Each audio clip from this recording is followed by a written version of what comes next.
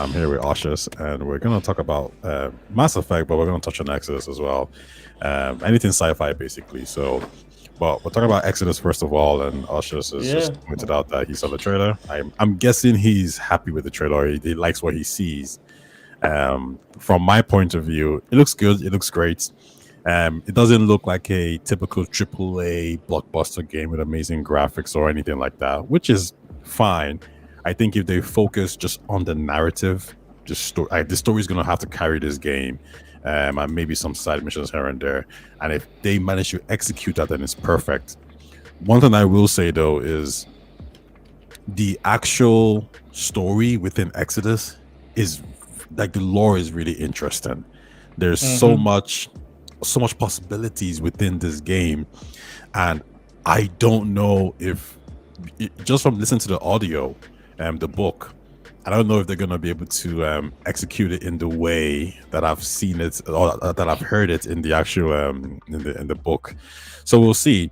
But there's a lot of interesting concepts, particularly the whole idea of space time being implemented into the actual gameplay. So I'm excited for sure. Okay. How about your thoughts? So, first, I just wanted to ask you before we jump on to Exodus, but this is Exodus adjacent. Did you watch the secret level? No, I haven't yet. First, yeah. So I think all 15 episodes should be out, but like, I watched the first. Is it first 8 or so? Which is like the first half of the season, and I believe in the second half, there's an episode there that is just about Exodus. That is like a slice of like Yes, you're correct. we always say like a vertical slice of Exodus. I think there is one on secret level, but like it's weird because it's part of the second half of that show, and it's the second half that everyone didn't like. So the one the second half with Concord, Yes, and the yes, rest, yes. yeah. So I'm wondering, because when people rate it, they rate the whole thing. I'm wondering how that episode did. Yeah, me too. I'm gonna watch it. Initially at Yeah. first, what I said to myself was, don't watch it. Just read the book. Like, just finish the book. I didn't really want to make an episode, a video on Exodus because I actually Yeah. wanted to just finish the book, so I have more context. But I'm getting more and more excited about it. It looks interesting. Like I said, it doesn't look, AAA blockbuster, big budget or anything like that. And that's fine. I think that can work if you tell a very good narrative and you keep it very simple, right? But wait, you reckon it doesn't look big budget? Like it doesn't look like a triple A game? Nah, it doesn't. To me, this doesn't look. What big. makes like? If Well, I'm watching the trailer now. Like, Yeah. what about this? Like, is not comparable to say Outlaws or say what's the other one? Let's say Starfield. Okay, look, the graphics there do look a little bit stylized. But that could be an artistic decision more than anything else. What's up? Hey, Jesus Christ. What's up? Long time no talk. Appreciate you dropping by. We're talking Mass Effect / Exodus. I'm telling Oshus that it doesn't particularly Jesus Yeah. Christ. Why are you changing your name for, bro? I'm saying that basically the Exodus game doesn't necessarily look AAA blockbuster. I think it's on the low end, right? Which is fine. So I guess my point here would be, if Mass Effect 4 looked like this, I wouldn't think EA has gone all out to kind of make this game into the graphical sexiness that it could be, if you want to put it that way. I'm trying to understand like where you're going with this. Okay, Patrick cool. McDonald, So what's up? How you doing, man? how's it, guys? But yeah, go I'm on. not sure. Like, look, like to me, it made a positive first impression, right? Like, there's nothing that I look at graphically, like the same concerns, like for instance, I had with Veilguard, because that was a huge part of the conversation. Yeah. Which was, the art style or the graphic style sort of like spoke to whether or not, how, like the tone of the game, etc., all those things. I don't have the same concerns. Like, I've looked at the graphics, they don't look amazing. They look like they're being made with the Unreal 4 engine that was used to make Andromeda. So they don't look mind blowing, but I would say that they look I they can pass for AAA as far as I'm concerned. Yeah, I think maybe I'm a bit too harsh. Like it is AAA Yeah, for sure. It's but it's not. I was talking to my friend about this, and I think at this point now, if this is an exclusive yeah, next gen game, which I think it is, I look at it and think, nah, I don't think this is necessarily like even just from the graphics, the yeah. space. I don't think it's doing anything too crazy. I don't think it's too tasking. When you make a game that could, okay, I'm looking at it from a different point of view. The game is going to be linear, right? It's not going to be like this open world Um, game. If it is this, then I'm saying okay. like I'm expecting the graphics to be far superior. But listen, I think we're at this stage where we've all said it as well that we can't have these we can't have these games being over budget, because as soon as you go over budget, Yes, you don't true. sell those numbers, then you're going to get a sequel. So to me, I'm not too worried about it. I just Yeah. want them to really focus on the story, because I think there's so much opportunity there. Yeah, absolutely agree with you. I think if I look at all the failures of just this year or the games that didn't make it, it's like and it's so weird, and I think we've had this conversation before in regards to the fact that the cheapest part to reproduce and the production of a game should be the story, because Mhm. literally all you need is good writers. That's it. Like, so if you've got good writers, you don't need like the latest, like 20,000 engineers to come up with an engine and all that type, all that stuff. If that stuff has been taken care of, like the example being like, for instance, Ubisoft, who have a good engine, they've got good technical stuff, their games are always technically competent, but the one thing that's always missing is the story component. And even if you look at like all the failures this year, exactly the same thing is that all of them, the weakest part of those games was the narrative. None of them have a very strong narrative, and to me, it's baffling. You would think writing would be the easiest part of the whole thing. I wonder if I'm not even disagreeing necessarily, because I can definitely see your point. I do wonder if there's an element is writing a story for a video game similar to writing for a movie or TV show, right? I don't know if that's necessarily true. So I'll give you an Yeah, example. I was really looking up on Stellar Blade, and there was a scene where apparently Stella or some other character uses some or starts advising Stella on certain things to do, and you a mean few Eve? Eve, Sorry, yes. the nerds are gonna kill you if you, if you keep calling Yeah, Eve. it. And Yeah. what then happened? Hey, young sandwiches, what's up? How you doing? We're talking Exodus slash Mass Effect slash anything sci-fi. I mean, now we're doing a bit of Stellar Blade, but yeah, what's up? Drop a comment, ask any question, and we'll answer it. But on Stellar Blade, Yeah. someone was saying how like Eve is helping Stella, and then hours later, as you progress, Eve starts to talk about how like, oh, it's my first time doing this. I'm not too sure. So clearly there was a change in direction from a gameplay point of view, where they had to switch out that second scene to the first scene or whatever it may be. So Yeah. I'm wondering if video games have that situation where if the gameplay is not right, if something's not working well, it actually messes up the whole story format. What's your take? So like again, I'm not. I don't disagree, but do you think that Stellar Blade is like a good example? Because again, we're gonna go back to this, but like for me, this is a Western problem. So like a game like Stellar Blade, like narrative wise, I don't expect much from a Korean game in the sense that it's the same. I expect as much as I expect from like a Japanese game where 9 out of 10 times the narrative is gonna be abstract. It's not the key attraction. The attraction is the whole thing. Whereas in the West, you have to have a competent narrative to keep the whole game together. That seems to be the formula. Because look at games like, for instance, like a Stellar Blade. Like I've not heard one person praise that story or tell me like I've heard like look at Stellar Blade, look at Elden Ring, look at those games. Like the story is whatever you make it. Hmm. You get where I'm going with this. Like nobody cares about like those games. Nobody. That's why I'm asking. Are you using Stellar Blade on purpose? Like in terms of like, is that a good example for that conversation. Yeah, no, As probably not, to be honest. It's just the first example that popped into my mind. But real quick, Young Sandwiches says, sadly not, from what I understand. Usually the artists come up with concepts, build out some areas, and then the writers the writers need to fit those areas into the narrative.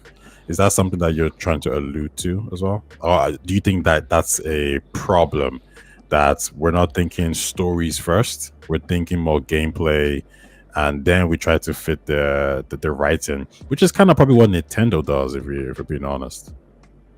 yeah, no, I agree with Yeah, you. I heavily doubt like Metro Prime 4 was very story centric. It was like, No, okay, and it gameplay, doesn't have to gunplay. be, but you know that because like we like philosophically, that's how Nintendo makes games. Nintendo has never made a narrative masterpiece internally. Like who, out the top of your head, what Nintendo game moved you emotionally?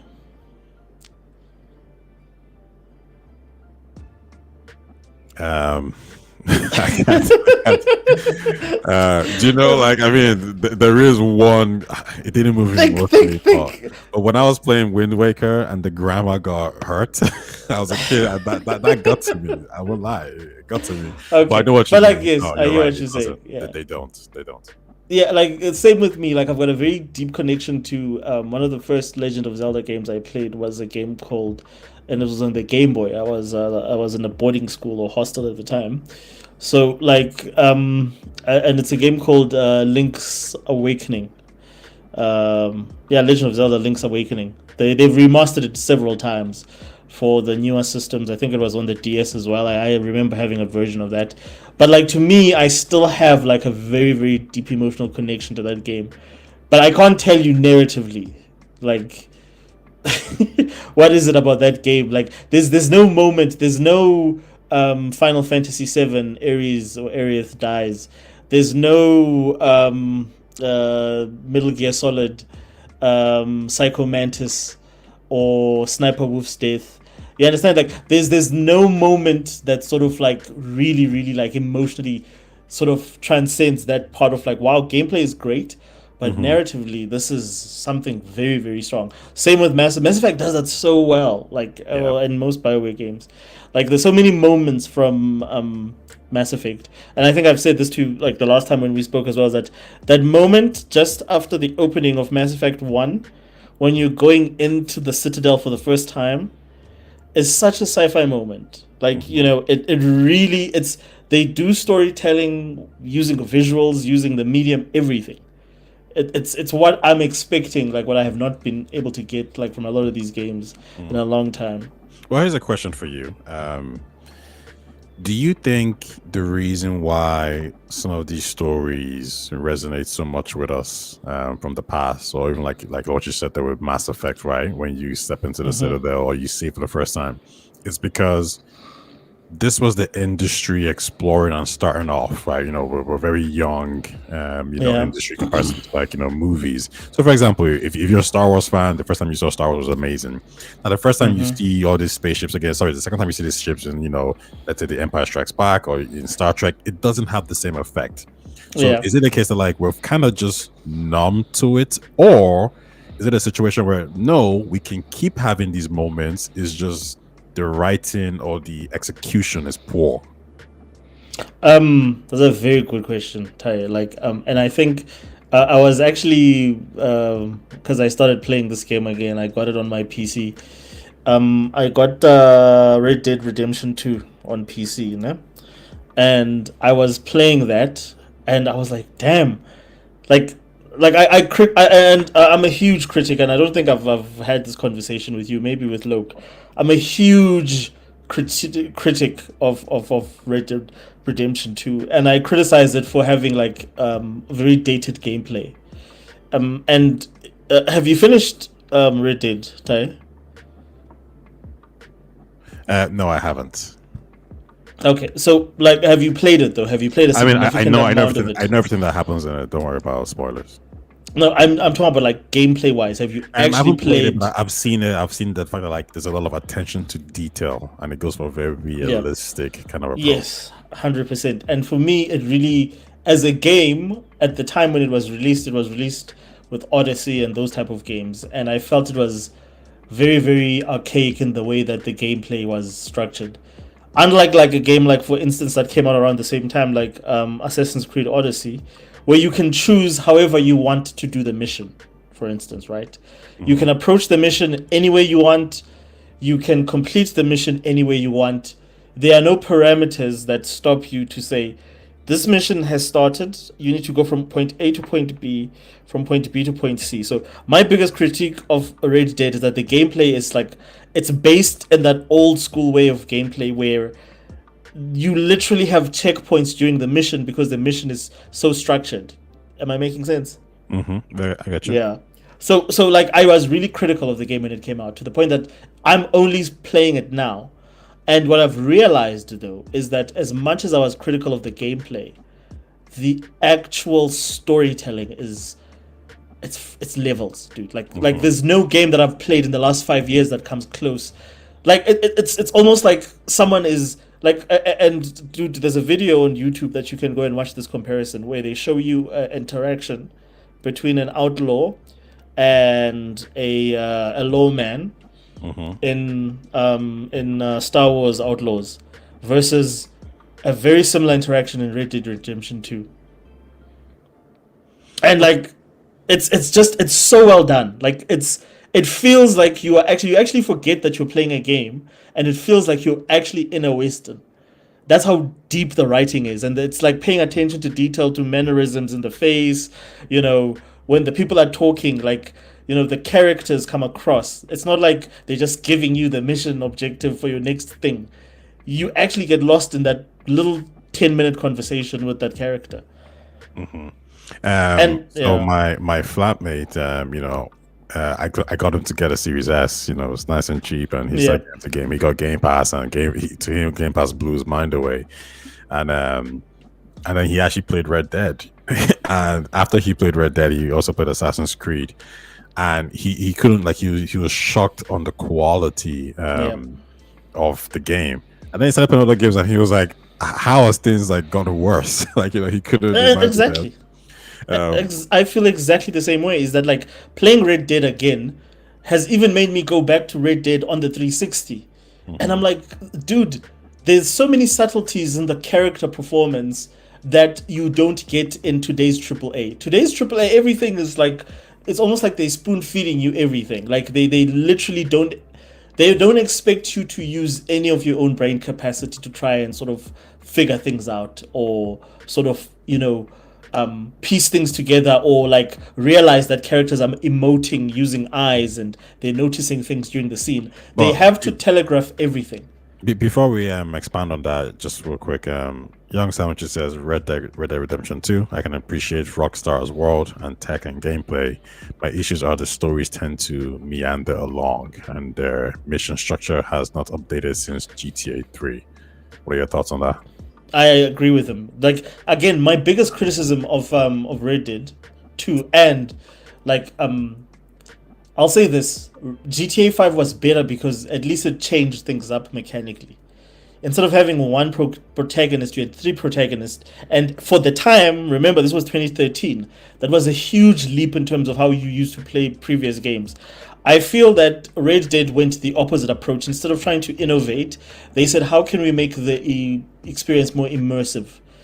So by making the game more immersive, they didn't update the gameplay. The gameplay still plays like GTA Vice City, GTA 3. Like, there's absolutely no change, and that was my biggest criticism, is that, like, if you're used to playing newer games, you just feel like this game is stuck in time in terms of gameplay. It feels very archaic, and I hope in the next Red Dead they really focus on that and try and update that mechanic, and it feels a little bit more, like more flexible in terms of how you approach the missions.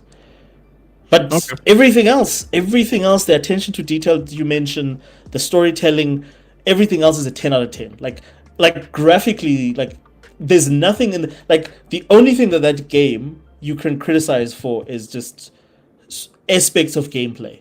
But even that will, if you really, really like power through the first couple of hours, even that you'll get over it. Okay.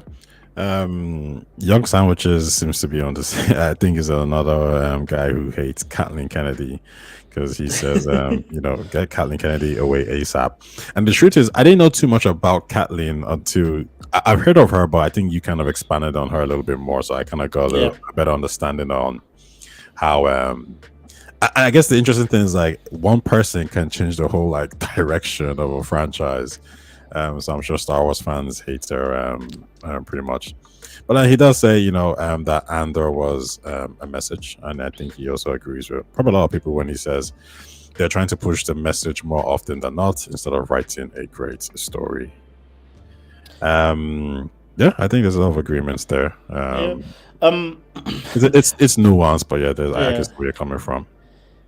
Yeah, so like, sorry, just the Kathleen Kennedy thing. Like, look, Star Wars fans hate everyone that's in charge. Like, they'll never be happy. They hated George Lucas sold Star Wars because Star Wars fans were angry because he made the prequels. Then fast forward 20 years later, the prequels are the greatest things. Like most millennials, people like my age that were about like 9 to 12 when those movies came out, will defend those movies with a passion. And those movies are garbage, in my opinion, in terms of like being movies. They're very poorly directed. Like, look, they're very sincere to Star Wars, but they're not good movies. They're horrible movies. If Yeah. you're a person that like, you can't go watch a Tarantino movie and go watch that, or watch a Wachowski brothers movie and go watch Star Wars, the trilogy, the prequel trilogy, and say you've watched a good movie. But the thing is, I think that the issue is that like it's an issue where the franchise just becomes bigger than or the fan base becomes bigger than the franchise, or becomes more divided than the franchise. I don't know, dude. It becomes very complicated. Yeah. Because you will never win. There's no success. Going forward, no one will ever make a good Star Wars again that everyone will like.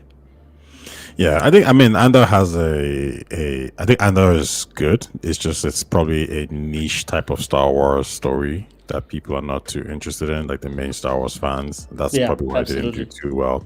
I absolutely love it, and I think maybe that's the problem because Andor by itself can be a standalone show. It doesn't need Star Wars for it to be a good show, and maybe that's the issue. It doesn't feel too Star Warsy for some people, right?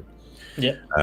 Well, let's see what Young Sandwiches also says. In all fairness, I think each Star Wars trilogy will have the generational fans. If you look Yeah, at the that's true. originals, the older gen loves them. I'm a prequel baby. I love them.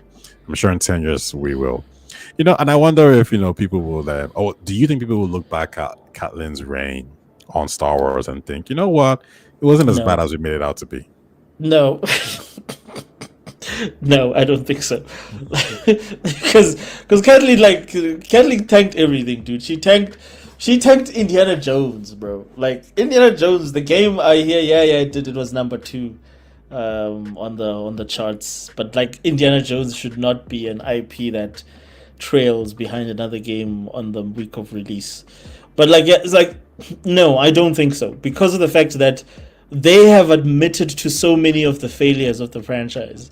For instance, how many of the production staff, including like the likes of Kathleen Kennedy, Brian, is it J.J. Abrahams? How many of them have gone on record to say, "Well, geez, if we had actually planned it, maybe we would have actually gotten a good trilogy.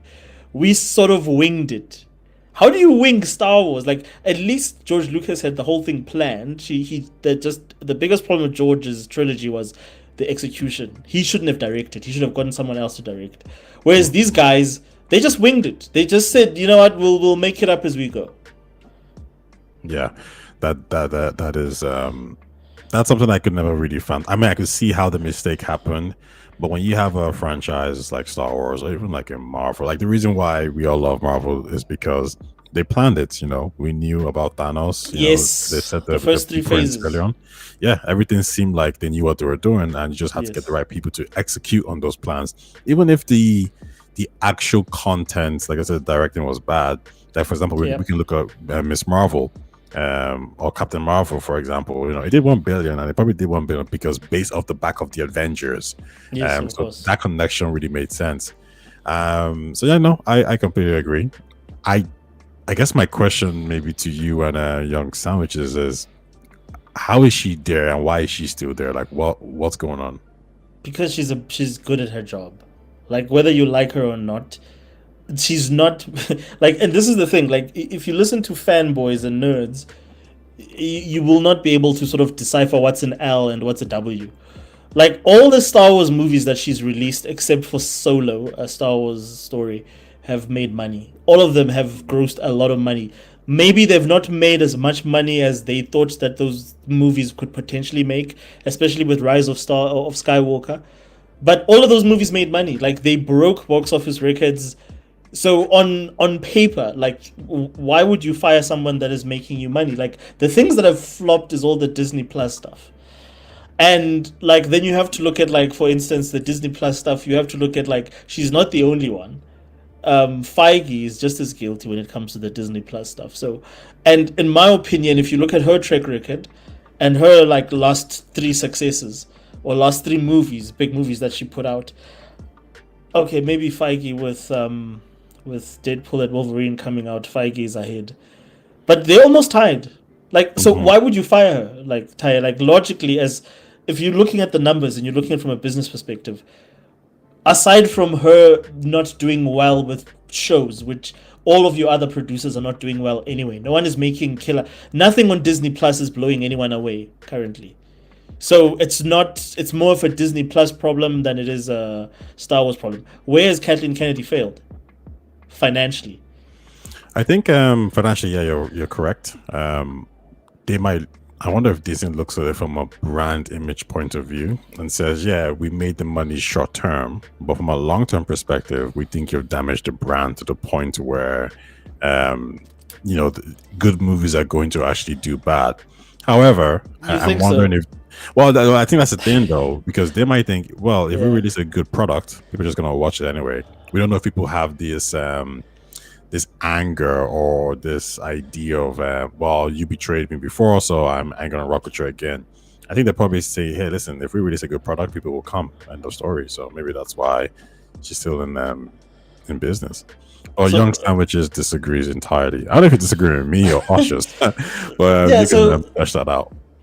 so like I love, like, I love this conversation because of the fact that, like, um again, like, you know me, and like you know which side I lean towards, but I'm very big on, like, factually, let's be honest, let's not be naive because of what we believe, or which, like, taking sides and things that we don't even really have a vested interest in terms of, like, shareholders, etc., etc. So I really do believe that when you're looking at, like, executives, and you're looking at, like, go have you looked at, like, Kathleen Kennedy's entire, like, movie No, biography?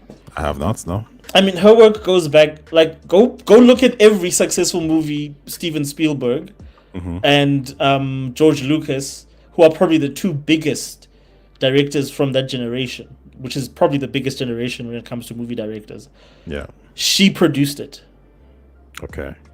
She is, like, it's easy to hate her now because of a couple of Star Wars movies that people have not liked, but she is legit, dude. Like, she is. I do not disrespect the body of her work. She's maybe she just is pissed off because, like, because you can imagine being a woman in the movie industry in the 80s was probably not easy, and in the early 90s it was not easy, and she feels some type of way in terms of, like, maybe, like, there's a lot of, like, toxic, or there was toxic behavior, you know, towards someone in her position Hmm. back in the day. I'm not talking about now when she's, like, got absolute power, but she earned her stripes, in my opinion. If I look at her work, like, there's no, you can't. She's not a diversity hire, or she has. Go look at Spielberg. Go look at George Lucas's just, like, biographies in terms of movies. She was their executive producing. Okay. So she's quality. Would you say she's a legend in the industry? She is, absolutely. She is a legend in terms of the movie industry. She's done bigger things than Star Wars, in my opinion, in terms of, like, movies that have become legendary, including things like your Indiana Jones, etc., etc., and Star Wars. All the other Star Wars that people liked, she was involved in. she was part of you understand what I'm saying? Like she was part Yeah. of LucasArts, but it's easy to ignore someone's W's because of a couple of Else. failures. The only problem I have with Kathleen is that they keep doubling down on crappy marketing. When you're wrong, admit you're wrong, and go back and tell your fans, "I'm sorry, we made a mistake, and we will do better." Because these are the people that are putting you in business. That's all I think she needs to do. Is just fix a relationship with. It's too late now, but that's what I would have advised her 5 years ago. Is fix your relationship with the fans, the core fans. All right. Well, Young Sandwiches hasn't dropped his comments, but he's a little bit busy. But let's move on to some Mass Effect. I wanna pick your brain on the franchise a little bit. So I got some interesting or random questions, and the first one I'll go to you is from a story perspective, when it comes to the genophage, right? You know how we deal with the Krogans, or when it comes to that question of does this unit have a soul? Which one do you think was more impactful, Legion or the Krogans? I think it comes down to who you were closest to.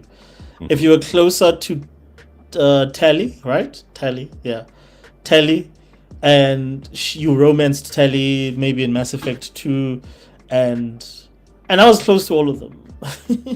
But I think that's what it comes down to, is that, like, are you closer to Rix or are you closer to Tali? Because if you're closer to Rix, then that story really means something to you, because of the fact that you did all the side stuff that you had to sort of find out in the first game, to make sure that Rix was loyal, to make sure that he survived, to make sure that eventually he would become the chief, and then you would help him cure the genophage.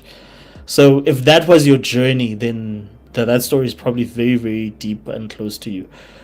On the other hand, if you were close to Tali, imagine that roller coaster, doing the her loyalty mission in Mass Effect 2, where you get to know about her father.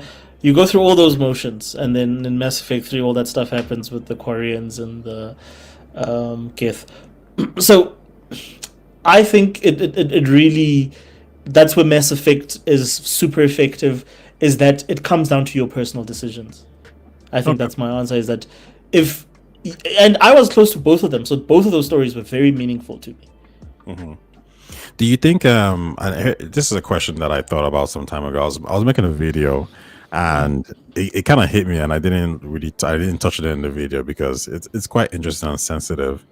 The reason why we like Mass Effect on these questions is because we can kind of relate them to real life. Do you think something like the genophage, when you apply it to like reality, does it become somewhat problematic? Like this kind of question, if in real, like if you had the opportunity, like if this was a situation with maybe some other race or whatever it is, forget about like who you're close to. Like if you were just a general and you had to make that decision, which one would you pick and why?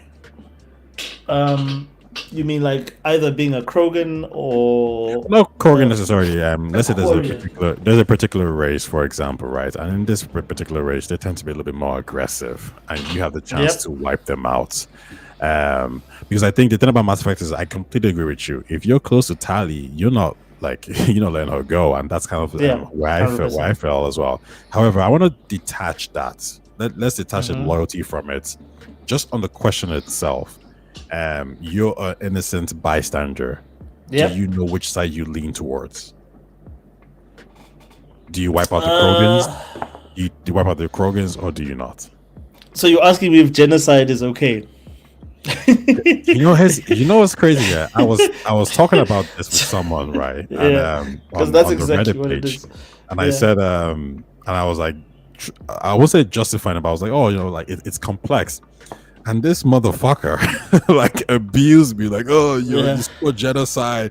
And I was like, yo, I'm trying to have a discussion here. And he was all like, discussion on genocide? Like, what are you talking about?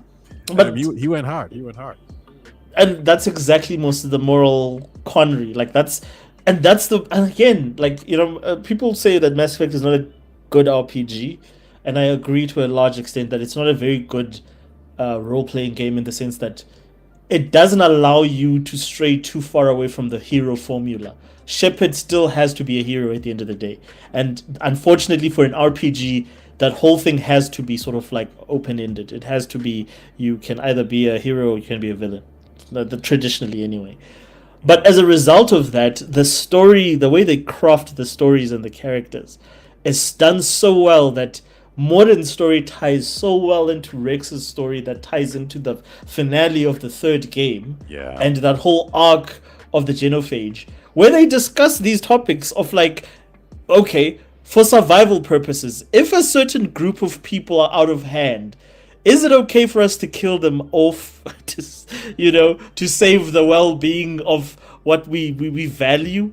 Like those are all the sort of conversations we're having right now, is that for my way of life, is it okay for me to take out other people who might be compromising that way of life? Which is what they did with the Krogans, is that the Krogans were targeted with the Genophage because they were getting out of control.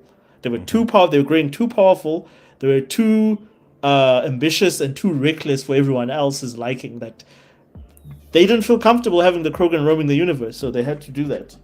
But you see, here's the thing, though. I think every single step of the way with the Genophage is completely correct. I don't think anyone... You agree with the Genophage, Tai? Is that what you're saying? 100%. You agree with the what? Noise! The Genophage was completely and absolutely necessary. What? I can't believe you think differently. That is the most radical wow. I'm actually surprised. Because we normally... That is the most directly... Just a quick one before we jump into this. Young Sandwiches said... he says, remember she took over in 2012. That was the start of the hype phase for Star Wars. Marvel, Batman vs. Superman was on the cards. Everyone was spending money on these franchises. So his argument is Kathleen Kennedy wasn't as, maybe successful with this as anything else. It's just because everyone was willing to spend money back then on these franchises. So she jumped in at the right time during the hype phase. What's your response to that? So, Young Sandwich, all I'm going to say to you is I'm going to give you a Jay-Z quote. Ne? Men lie, women lie, numbers don't. Go look at Kathleen Kennedy's numbers for LucasArts when she was, or Lucasfilm, when she was in charge. Go look at how much each of those Star Wars movies or those Star Wars projects grossed versus what had come before. Okay, he'll do that. But listen, we're going to jump back to the Mass Effect question because I believe me and Young Sandwiches might be on the same page here.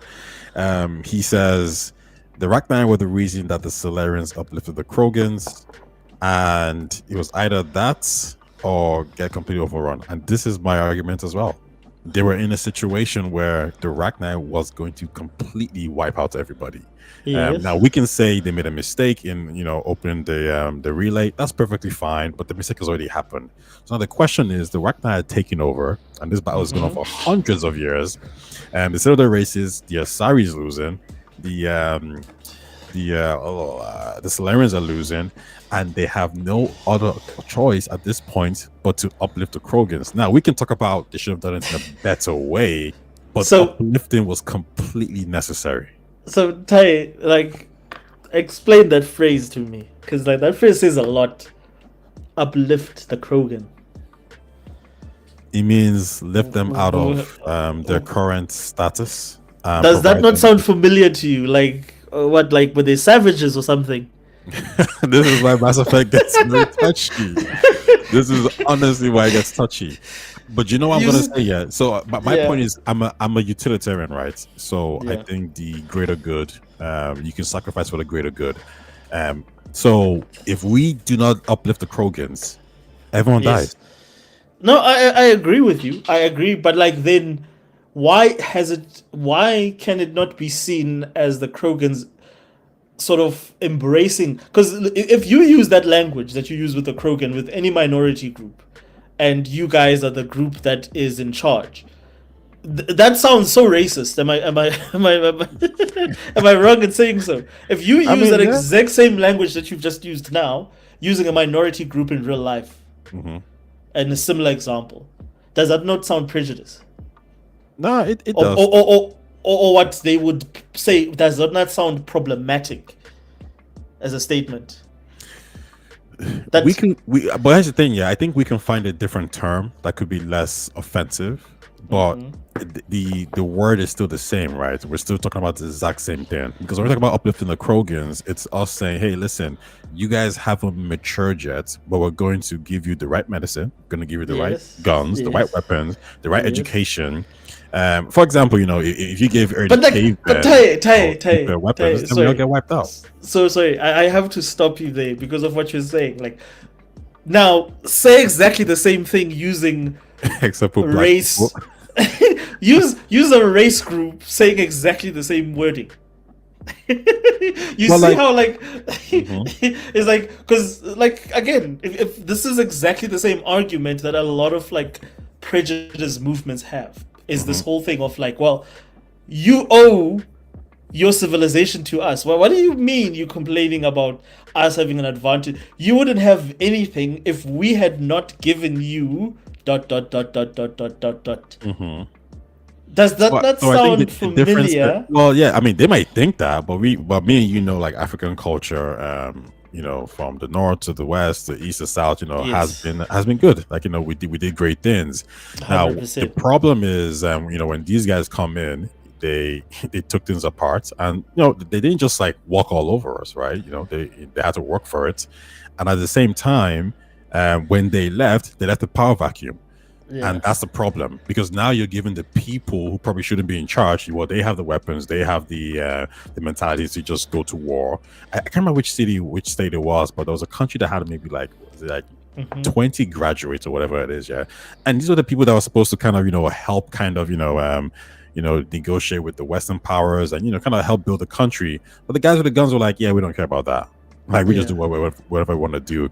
I think that's the same thing for any country. If you were to give, in Ireland right now, if you were to get rid of everybody and just give the gangsters the weapons and say, you guys rule, well, we're turning into a shithole too. Like, these are the things that happens. Yes. So go read like Young Sandwich's statement, right? He says the Krogans, and again I say, just replace these Krogans with group ... and say exactly the same thing. The Krogans would have blown themselves up if it were not for the Salarians. So but now let's replace Krogans with another group and then say exactly the same thing. No, but you see, I think the difference here is like, even World War II, right? You could say the same thing, like the Europeans blew themselves up, right? So I don't think this is an exclusive thing to a particular group of people. No. If you gave in World War One, you gave Europeans nuclear weapons, what happens? No, but like, this is very different, because it's not like because I think Young Sandwich said it's not about, but it's not race, but it is race. Like, that's the whole point of the whole thing. It's, you have the Salarians, different race. You have the Quarians, different race. You have the Taurians, different race. You have the Krogan, which, again, and you look at this, like, look at this this manipulation. When the Krogans were useful and they could stop the Rachni, they were good enough. But then now, when we feel if fine, okay, they've paid. So in other words, the Krogan have paid their dues to the galaxy. So the galaxy actually owes them. And again, look at all these little what parallels I'm trinkling in here. So the galaxy literally owes them for sparing and making sure the galaxy goes on, right? Mm-hmm. So as a result, the Krogans go on their own thing. They continue to. And again, it's not like the Krogans are using an unfair advantage, like maybe they have a secret weapon that could blow up the Salarians or whatever. All they're using is their natural affinity to progress themselves in the universe. And their natural affinity is the fact that they're better than everyone else in terms of fucking people up. Sorry, I don't know if we're allowed to curse. No, go ahead. But like, their natural affinity is that we can just muscle. Like, you want to go to war, you guys, you uplifted us, inverted commas, so that you could use our strength. So now our strength is no longer good for you. Now you decide to then commit genocide against us. Well, you see, you're skipping scenes, and I think Young Sandwiches mentions this. When the Krogans won, when the Krogans defeated the Rachni, they were hailed as heroes. They were given a place on the council. So if you want to bring in, let's say, let's say we want to use the African example. These guys didn't help us. They didn't do anything special for us. They just left, and they were like, okay, in fact, they're still leeching, right? Like look at the Caribbean, for example, or Haiti, right? Whereas these guys were literally like, no, you're one of us now. Like here's your council seat, here's your vote, and here are all these planets for you. So this then became the issue. The Krogans were equal, however, due to the fact that they were overbreeding, they started to take over more planets, and then they started to actually take over the I think it was the Asari planet of Lusua. So now the Krogans are actually colonizing the Asari homeworlds and the Solarian homeworld, and they're saying, listen guys, what are you doing? Like, you can't just use force. And the Krogan general at the time was I think it was Radak. I can't remember his name. I think it was Radak. He's in the archives. Yeah, and he literally told him like, yeah, we don't care, we're just gonna go to war with you. Like, exactly. They were the ones who initiated the war. So wait, Tai, so was that not fair? Fair in what sense? Oh, you mean like the Krogans' reactions? Like, did the Krogans do something that was unnatural? Did they, for instance, did they have a Reaper weapon that gave them an unfair advantage? Like, for instance, the Asari, who had like what is the group called? Prothean, who had Prothean technology for generations and used it to further their own cause. The Krogans' power that is similar to like the Asari's biotics and them being able to do all that, their power is their brute force, their strength, and their ability to reproduce in huge numbers. This is true. Who are you to say that is something that you need to quell or control using genocide? Because they're not cheating against you. No, they're just doing what they were naturally born to do, which is because if it wasn't be strong and reproduce. No, because if it wasn't for the Tuchanka, the Krogans would have already dominated the whole entire galaxy, and they would have wiped everyone out. Tuchanka is the only reason why Earthlings, humans, and pretty much everybody else is alive. Because the Krogans were already they're already like at a higher level. They nuclear bombed themselves, and then they have to go back to this primitive state. If that didn't happen, they would have already started expanding and taking over multiple different planets. Like, we look at ourselves here, we're not as crazy as the Krogans are. We're not just as the Krogans. We went from Africa, this group of people like us, we went from Africa and we spread to New Zealand, to Australia, to Europe, and now like wherever around the planet. And if you watch, I can't remember the name of the documentary now, but wherever we went, we wiped out the population of other animals. So we didn't care back then. And the Krogans back then were similar to us in terms of the mindset. They didn't care either. So when the Krogan says, like, you can't be in a situation where you're actually at the seat of the table, you have a vote, people see you as the heroes, and you're saying, yeah, we're just going to take, like, they were the ones who provoked everyone. They said, we're going to take over these planets. Yeah. They said, hey, listen, go take over other planets, leave ours alone. And the Krogans responded and said, no, we want yours. Exactly. Of course, it's going to start and my thing is, like, they're entitled to that by their right to be able to kick your ass. Like, why is that something that like has to be, like, why do you have to do something underhanded? Like, what do you mean underhanded? Like this, like a virus, like a genocide, like as he says, they were having 1,000 babies at a time. That's crazy. You can't have 1,000 babies. Like, who the hell do you think you are? So your answer, Taya, is genocide. Like, yes, yes. Yes. Why is this difficult to understand? Okay. Oh wow. Look, because here's the thing, because the alternative is, what is the alternative? Annihilation. Okay. Like, who says, like, and again, this is the conclusion of the races that felt threatened by the Krogan. The Krogan didn't want to annihilate everyone. They just wanted to make sure that they had enough worlds for their kids, because they reproduce so much. And this is from Rex's mouth. They just wanted to make sure that they had enough worlds for their kids. And wait, but like I said, as Sandwiches says again, is like you're making an argument for colonization. They started to just go around taking over people's planets. Yeah, but like they were taking over planets that didn't most of them were not populated. No. The problem started when they started taking over other populated planets. Well, I mean, then defend your planets. Yeah, they did. And no, well, first of all, they told Radak, I Yeah. think that's his name. They told him like, "Hey, can you stop, please?" And he says, "Try me." And they're like, Because he's a "Okay." Krogan. Like that's what he does. So we just let Like them. You just let them walk all over us. no, I'm saying then you go to honest warfare with them.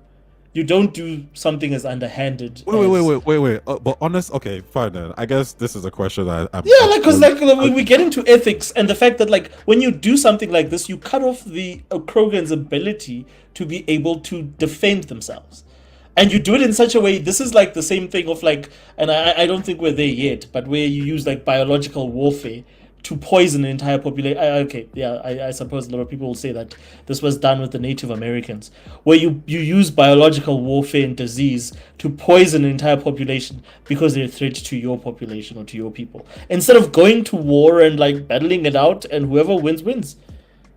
Isn't that the fair thing? Wouldn't that be the democratic way to resolve this instead of like using biological warfare and what is it, espionage and disease? This is the sort of things that we condemn, is that warfare, inverted commas, is supposed to be done in an honorable, inverted commas, way. Otherwise, what's the No, I point? think it's very easy for the people who are not, in the victims, people who are in the third party situation, to make these kind of claims and say these are the rules we need to follow. Like I'll read this extra real quick. The Krogan rebellions were a major conflict between the Krogan and the Citadel Council that began in 700 CE and continued for decades. The rebellions were preceded by over 300 years of aggressive Krogan expansion, coupled with booming population growth, which means for hundreds of years you've been appeasing these guys, trying to calm them down, and eventually spilled over. So the fact that this hundreds of years shows that like this could have popped off years ago. Everyone was like, you know what, let's be cool, let's be chill, let's not do anything too drastic. And eventually, when the war does happen, it's pretty simple. You are going to get annihilated. It's either them or you. But And like it's my gonna be thing is them. then, so my thing is the entire. So in any conflict situation, there's no moral higher ground. Is that what we're saying? That everything is up for grabs? Because if that's what we're saying, then that we're basically saying that if winning is the ends, then we can do whatever it takes to win. It doesn't matter how we go about it. There's critique to be had of the council races and how they should have addressed the situation. However, They sanctioned genocide. Like if you had to, I was signing off. Yeah, 100%. Okay, what is the alternative? What should they have done? ethically, like, and again, I'm a Star Trek guy, and like if this same scenario was posed to the Federation in Star Trek, they would have to find an ethical solution that works for everyone. And again, this is the genius of Mass Effect, is that like unlike Wait. Works for who? What do you mean everyone? Who's everyone? well, for the well-being of all the stakeholders, including the Krogan. So the solution. So if this was a problem that had to be solved by Captain Picard or by Cisco, they would come up with a solution that does not mean that we engage in genocide, but we can still be able to neutralize the Krogan. They've done that with the what do you call them? The Klingons. They've done that with the Borg. They've done that with the funny shape-shifting people from Deep Space Nine. There's always an alternative solution that does not involve genocide. Things like genocide should never be an option if you are a democratic or you are a people or that is building a society, like for what, like the alliance. Because your duty at this point is to the galaxy. Young Sandwiches says, what country on earth has ever had like a honorable warfare? People die, people get wiped out, and with the Krogans, they're very, very different. These are these individuals are not trying to negotiate. They're at this point, the Krogans' goal is to take over the galaxy. Yeah. It's to just wipe everyone out, right? So at this point, you can go to, you can have this attrition warfare and lose, or because remember, they didn't. It's not like they dropped like nuclear bombs and wiped out the Krogans per se. Actually, you know what? Yeah, let me tell you what the Krogans did. You know these guys were glassing planets, right? And when the Turians joined, the Krogans were grabbing asteroids and send them to planets to wipe out the whole population. And they knew that was effective because if the population gets completely destroyed, and the planet's completely like, whatever, nuclear waste, they can survive it. They didn't care about life. I mean, you can't tell an opposition whose goal is completely to destroy you that, yeah, we're going to play by fair rules. So, like, you know what you're saying? What you're saying sort of says to me that what the American government did to the Native Americans was right. What they did to the Apache and the Comanche, because of the fact that those entire societies were built on raiding. I mean, the Comanche and the Apache they raided more than the Vikings. Like, they entire sustainability, especially once they discovered horses and guns, it became dependent on raiding. So the actions taken by the American government, including things like, for instance, sort of using, and of course this is disputed by some people, using things like, biological warfare through diseases, etc. All that stuff was justified because at the end of the day, you were dealing with a force that you could not reason with. So you argue that. No, but like that's the same. How is that different from the Krogans? So here's the difference with the Native Americans comparison. If the Caucasians came over, the Europeans came over, right, to the Native American lands, and they were fighting them off, and the Native Americans knew that destruction was going to happen to their people, yeah, I could see how they might want to use genocide or any other like mechanics to get rid of the invaders. That's perfectly fine. The Krogans are different. The Krogans are invading these people. So the Krogans are actually, if you want to call it, they're actually the Europeans. I don't want to say the Europeans because I don't think they was genocide. Yeah, but the they're just taking over planets that were already colonized. Yeah, so if you're a Native American and United States is your country, and then they go over take over Texas, like, yeah, that's an invasion. Say that again. If you're a Native American and let's say the United States is your country, and then the Europeans come over and take over Texas, yeah, that is still your country. No, but they didn't. But that's the whole point, is that like they had parts of America because there was no again, this goes back to how the universe was settled. You decided to land on that planet and then you colonized that planet. It's no different to the way that like Americans settled America. They found a piece of land and then they settled on it. But the bottom line is that as far as the Americas go, the Comanche and the Apache were there first. So if they come and they raid you and they kick your ass, you shouldn't retaliate against them using your government. Okay. Well, let me give another example, right? Getting very sensitive now. The Apache were not small. If you're someone from Western Africa, they're very organized. Well, if you're someone from groups.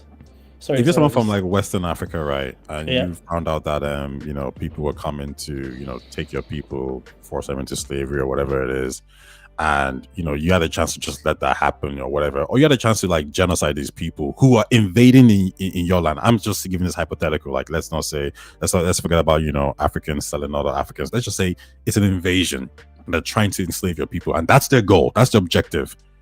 Do you give them permission now to genocide the invaders? Okay, just 1 second. No worries. So you're saying, what do I give them? Like, is it a different reason now? So you're in Western Africa, and you see these ships come in, and they've stated like, well, our goal is to just enslave you people and take you somewhere else, all your people, just based on your skin tone or whatever it is. Do you think that leader of Africa can now decide, if you come to our spots, we will genocide you? Do you think that's a fair response? Because remember, they don't have to invade. They could just go back home. The Krogans could have just said at any point in time, okay, you know what, let's stop. Everyone would have just stopped. But they were like, no. No, it's not. No, it's different because of the fact that, like, when the Europeans came here, there was no world government. There was no UN. There was no established order that controls how worlds or land is split up, etc., etc., etc. No, but this can't. This is the thing. No, the colonizers. If we have to use the example of the colonizers, the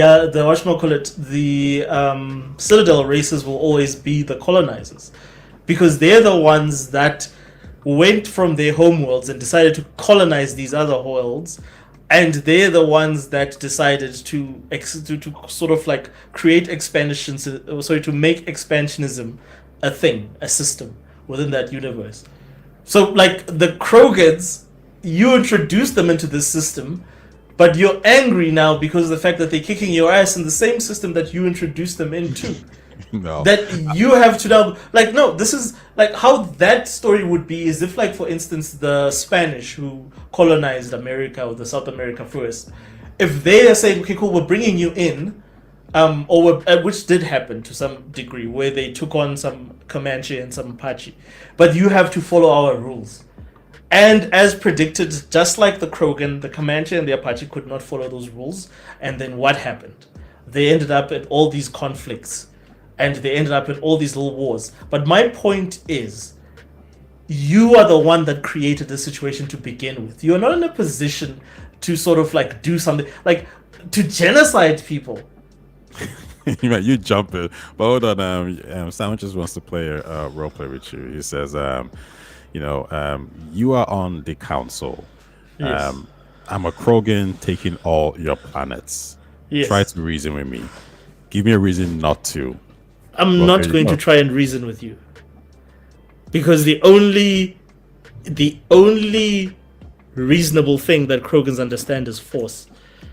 And I'm saying then you go to war with the Krogans. If you have to bring back the Arachnid or find a way to control the Arachnid to fight the Krogans, then you do that.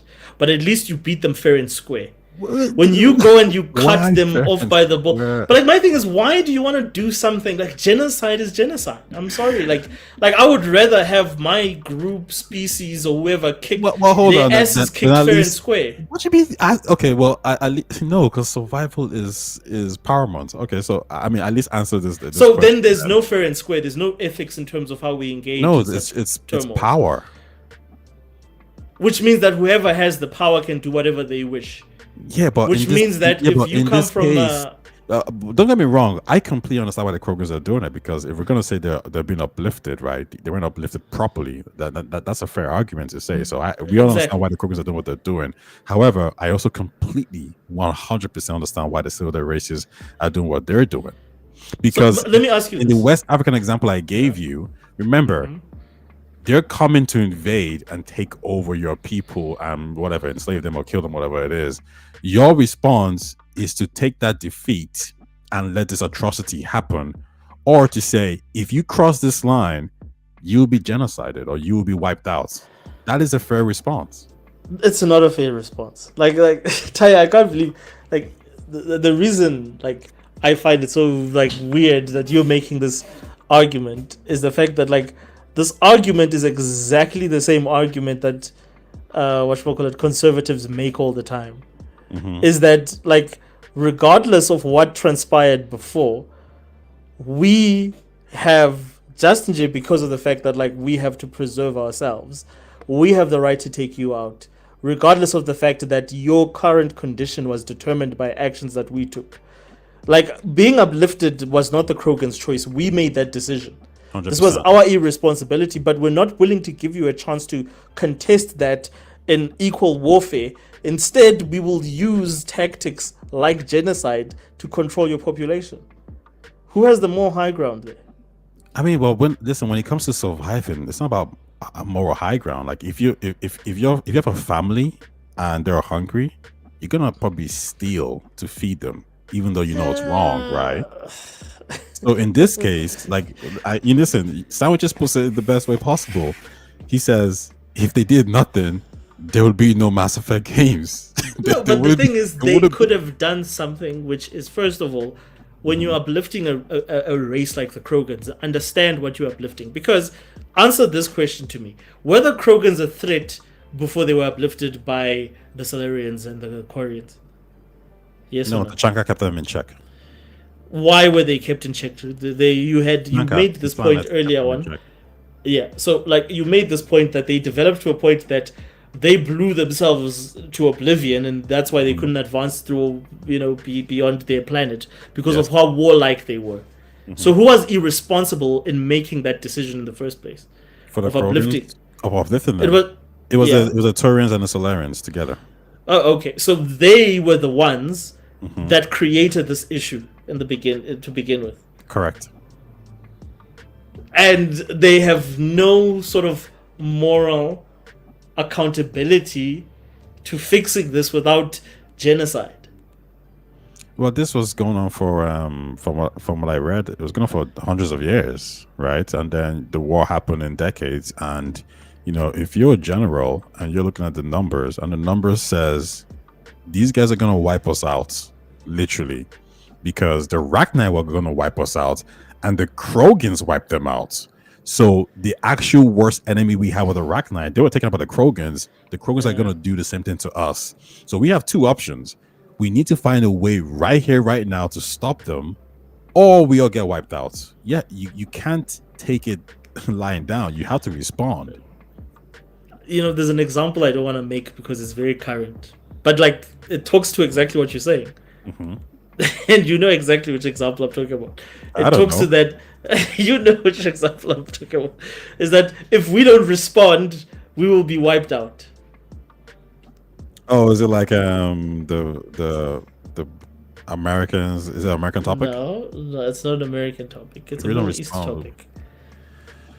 If we don't respond, yeah, exactly. That's why it's complex, like that's why it's complex. And that's what I'm saying to you is that, like, and again, the arguments that you're making, people on the other side of that conflict have made they make your exact. This is why I say I find it shocking that you are on that side of this argument, because when this is being debated in real life, people who are about the conservation of that group of people make exactly the points that you're making. The difference here is see, I get everything you're saying. First of all, Young Sandwiches says the Krogan became worse than the Rachni, and which one do you think was worse, the Rachni or the Krogans?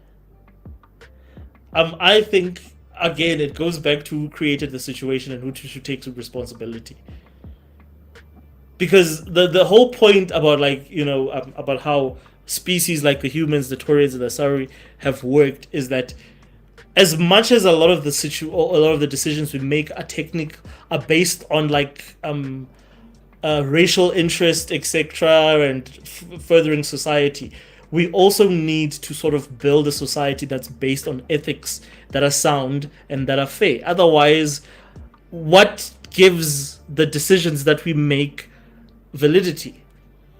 I'll be very honest. What gives us? If you're, you can have your ethics and the way you conduct warfare, and I think that's perfectly fine. And you need to kind of stay within those realms. However, when you have an opponent that is not playing by those rules, they don't care, and they're doing things to even undermine the way you proceed with war. Yeah, you can see yourself stepping out of bounds. And when the galaxy is at risk, or when your people are at risk of destruction, there is no situation where you say, well, I played by the rules and now we're all wiped out. That is unacceptable.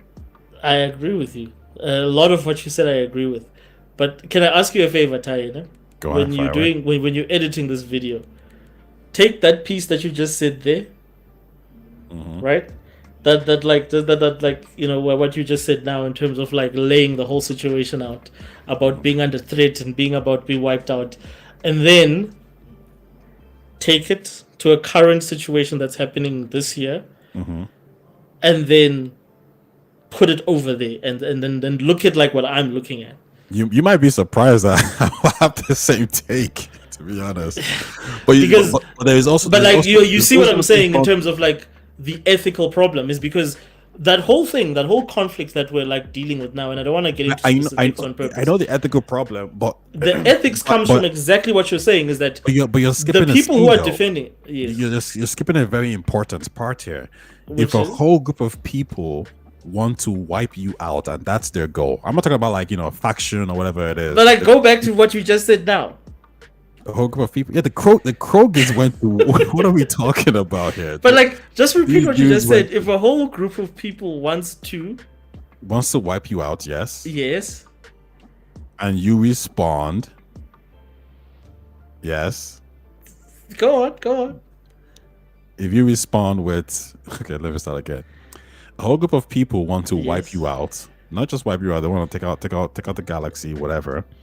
And when you're presented with two options, which is to do this terrible thing, I agree, or to get wiped out, you do not choose to get wiped out. Thank you. Okay. All right. You choose to respond 100%.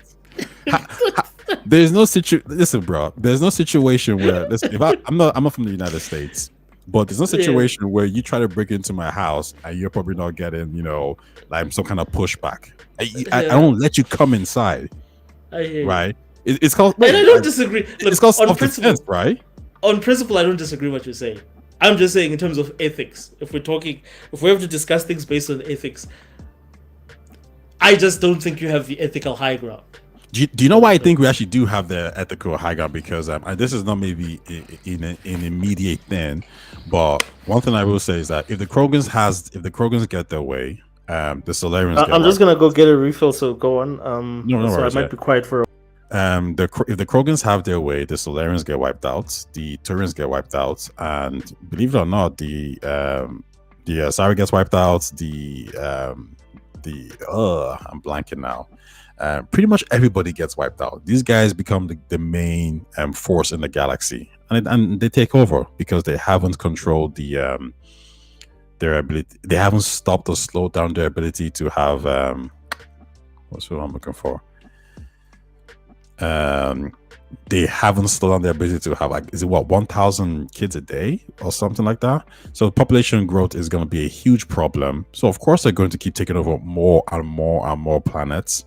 And because they don't seem to care about, hey, this is your planet, this is your colony.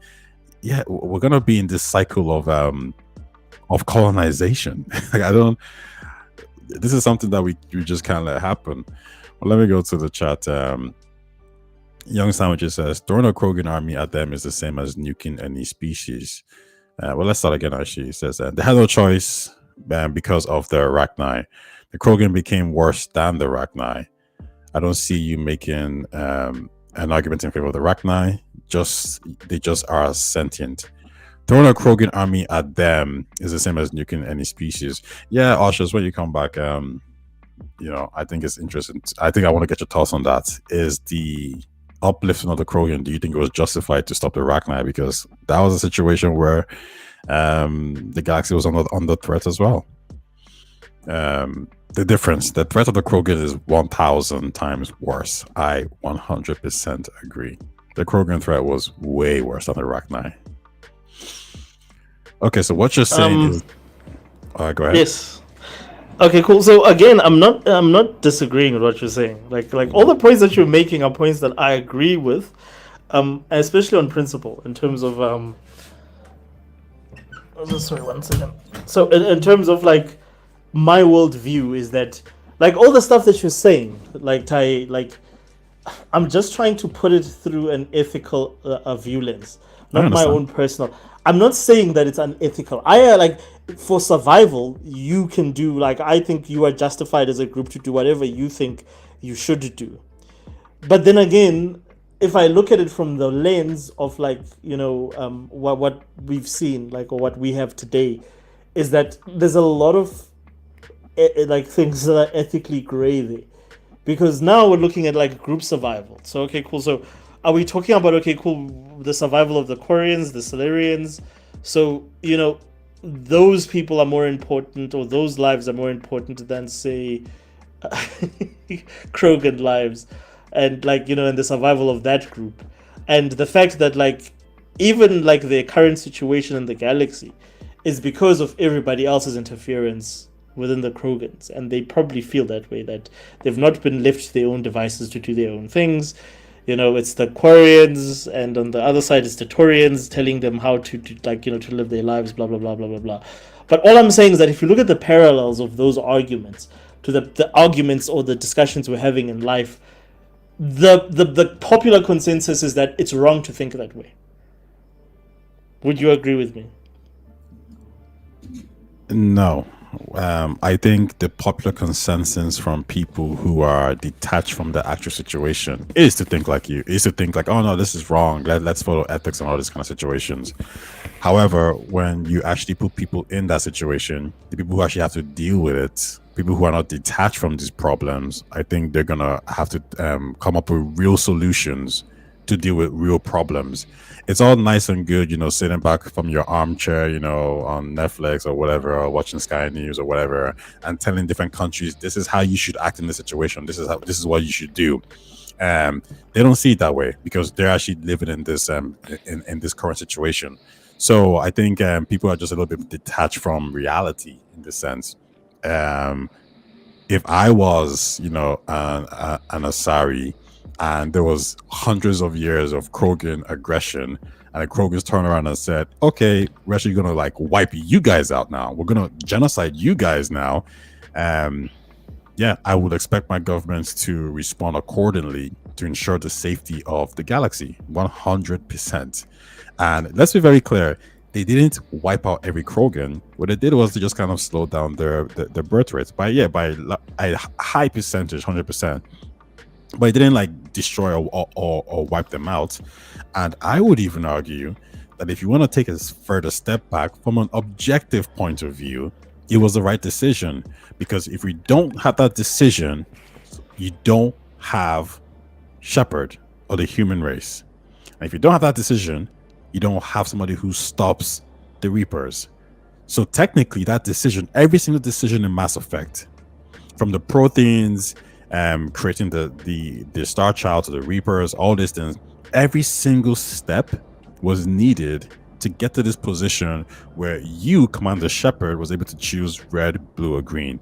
If you change something fundamental, aka the Rachni Wars or the Krogan rebellions, you do not get that at all. The Reapers take over. Humanity is extremely important to the survival of the galaxy. Therefore, what we can say is it was the right decision on a long-term point of view. And the key thing to also remember here is the Krogans are not actually wiped out. They're actually still present.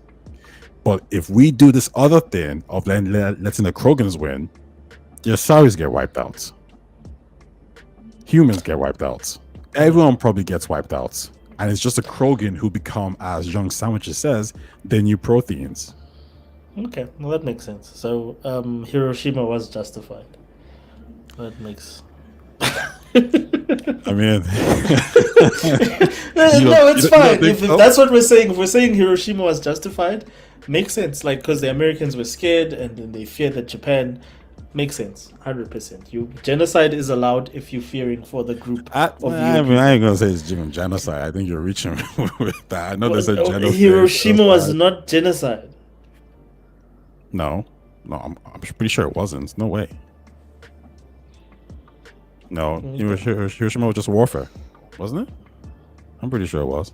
Okay.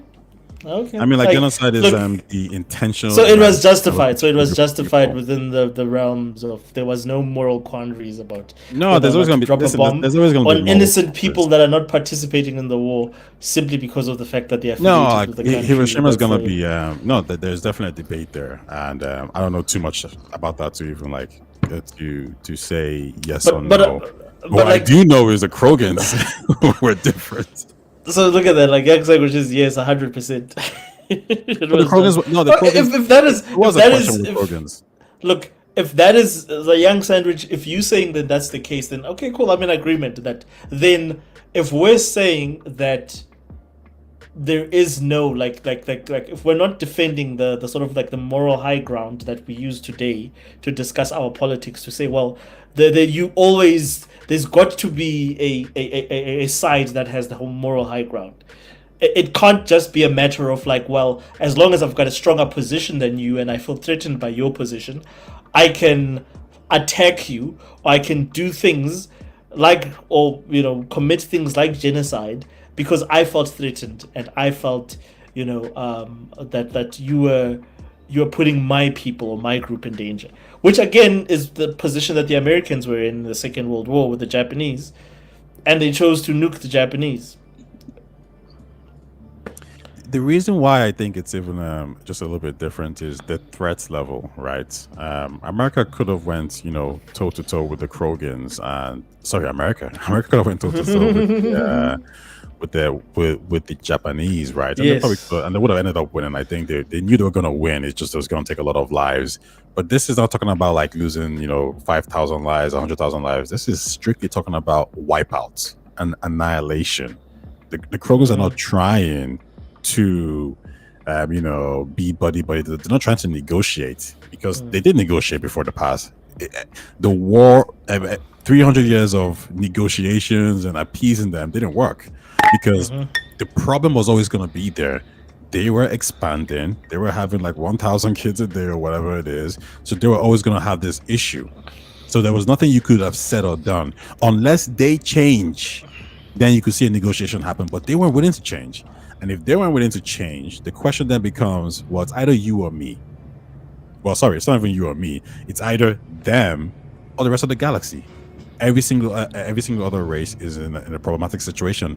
That's why I gave you that example of I said, if you're like in some country, Western Africa, whatever you want to call it, and this group of people are coming towards you to wipe you out. We're not talking about just beating you up, to wipe you out, enslave you, do all these things to you. Are you justified in telling them if you cross this line, you'll be genocided or you'll be taken out? The answer, like, what is your answer to that question? So no, like my thing is like I don't know, like in terms of ethics. You do know, you just don't want to. No, I know, but like, this is my answer: is that like, morally, from a moral perspective, I don't think I think if we're playing by the kumbaya rules of the world, like if everything was ice and spice and all that, like we should have, even during warfare, we should have rules of engagement in terms of what you can do to people and what you can't do. Like, for instance, using biological warfare to sort of like poison an entire population because you're at war with the army should be illegal. It should not be something that's allowed. Agreed. Because you are taking innocent civilians and you're affecting innocent lives that have nothing to do with the warfare in question because you're afraid. And your fear has sort of told you that there is no other solution. And again, this is why I say to you that if you take those problems and you take those same situations, and then you look at how they are presented in our normal reality, the right answer is the exact opposite of what you're saying, is that you can't do that. Like, the right answer is, regardless of the fact that America could do what they did in the Second World War, that was not the best solution. They could have found a solution that did not mean that an entire generation of Japanese people was potentially wiped out because of that. So, like, my whole thing is that if it would be so weird if you took, like, go listen to like some of the stuff that you just said and you applied to the conversation that we have or that people are having today on social media. Everything that you said is extremist talking points. It's right-wing talking points. It's that's exactly what it comes across as. This is the same things that the right wing or the people that are perceived to be in the right are saying. And I'm saying I have no problem with that. I'm just finding it ironic. That's all. Even with the Morning War, right? With the Geth and the Quarrens, there were some Quarrens who were very sympathetic towards the Geth. And at some point, these guys were, trying to help them, shelter them, etc., etc. As soon as the Geth came to the conclusion that, okay, we need to wipe you guys out, these people can defend. They can say, give them more rights. They can say all they want to say. However, it didn't change the fact that the Geth wiped out 99.9%, I believe, of the Quarren race. And the only reason why the Quarrens are still alive is because they managed to escape. If they didn't escape, they would have been wiped out. So the people who are emotional, who are happy, who are trying to defend them, the problem is they're detached from the actual consequences of their decisions. And that decision is complete wipeout. And this is what I'm trying to say. Like, my views might be, you might say extremist, but my views get shit done. No, no, Like, I don't disagree. Like again, like as I said to you, I'm not in mhm. disagreement. I'm just saying that take your beliefs and then line them up with our current reality. And you like, are on oh, that trust side. me. Like, You if you ever are ask me, like, if we have a political discussion and you ask me about some of these topics, like, I'll echo the exact same things. Like, I don't even. Some people might find that surprising, but once again, I'm always going to say the same point, which is like, yeah, but like, put yourself in that situation. Now, I do think you can negotiate. I think this is the part that's really important. You should be able to talk to people and say, let's address this. Let's sort this out. The yeah. problem is, as soon as the GEF gets it in their mind that no, there's no talking, we're just gonna wipe you out. At that point, now it's like you only have two choices: do or die. As soon as the Krogans say, "Well, we're not talking to you. We're just gonna take over all your planets and like wipe you guys out," there's no talking. There's no do or die, because the fundamental reason why the fight is happening cannot be resolved. If that can't be resolved, then there's a problem. Now, you brought up Japan and the United States. That could have been resolved. You brought up, you want to bring up Palestine. That could have been resolved, right? There's examples and situations where it might be difficult, but it can be resolved. The Krogan situation, remember, this was going on for hundreds of years before the fight happened. There was no resolvement. The Krogans already made their mind up, because at that point they knew that, wait, you guys couldn't take out the Rachni. You needed us. Now we took them out with limited technology and limited resources. Now we're at the point where we have your technology. We're actually superior to you. If we wanted, we could take over this galaxy. And of course, for me, the Turians had to respond, and so did the Citadel Council racism, and said, "Yeah, sorry, it's either you or us, and it ain't us." But also something to kind of keep in mind is that the Krogans actually could have endured a growth spurt. They didn't actually wipe them. They didn't actually stop them to the point where like they couldn't actually be in a population profit. Maybe that's maybe that's the wrong word. However, due to the and this is getting into some messy territory, but due to culture and their you could say their aggressiveness and the fact that like they were kind of very reckless with the way they were living life, they were dying. So if they actually implemented, strict procedures like, okay, everybody, medicine, don't, go to war, don't be hired as bounty hunters, all these things, like let's live a normal, basic life, they actually would have had a population growth. But unfortunately, they didn't, live that way. So, but Young Sandwich says the only reason they seem extremists is because surviving is not a black and white game. Agreed. The right solution is not always a good one. Agreed.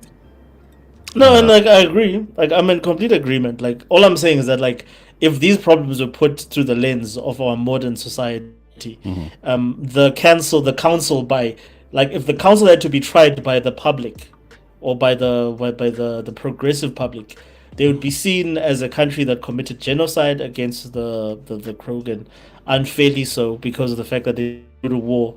They were afraid of what the Krogan were capable of, so they didn't want to engage in honest warfare with the Krogan. So they decided to commit genocide, which is the same thing as dropping an atomic bomb, because you're just trying to negate the cost that you think it's going to cost you to go to war with that group of people. Again, is that I don't think that is right or fair, because then we have to argue things like, then why didn't the Germans or why didn't the Americans just drop an atomic bomb on the Germans and then attack the Japanese? Wait, so you like, you didn't cure the genophage then? I mean, you did cure it, right? Oh, I cured the genophage, yeah. Oh, I wow. cured the genophage. Man, I didn't like Because I'm pro Krogan. Like the thing is, I think if the Krogan under the right leadership, which me as Shepard ensured, that I have a best friend who is Rex, who's in charge of the Krogan. I trust him. That is not a man that I can go to and then, or a Krogan that I can go to, and then he's going to go against what we agreed upon as friends, because the Krogan are very simple people in that way as well. So I don't think at any point in time that I'm under threat because I gave Rex the opportunity to cure his people. And in fact, I think the Krogans will do more for the universe and they'll become a better people. Especially because and don't forget, I did things like involved females who were previously sort of like locked away in their society. They are now going to be a contributing factor in how they make decisions going forward. So again, you see what I'm saying about coming up with solutions that are alternative to just genociding people because you can't, you're afraid of them. Well, I mean, like, you're given the Yeah. options to decide. But here's another point. Yeah, let's say Rex wasn't there, and let's say the leader was actually a bit like staunch and aggressive, and let's say there wasn't females being included. He was very like, yeah, I'm going to take over the galaxy. Yeah, about time. Like, do you still make the same decision? Like Rex's father. Yeah. Sorry, 'Cause Rex's brother. Yeah, because I'm trying to figure out, because like, don't get me wrong, you're talking about the So mitigation parts of it, which is fair, yeah. but it seems like your underlining point is it's still wrong, so I'm still going to let them do it. So in this context, let's say there is an aggressive Krogan saying, "Nah, yeah, we need to rule the galaxy again." Do you cure it?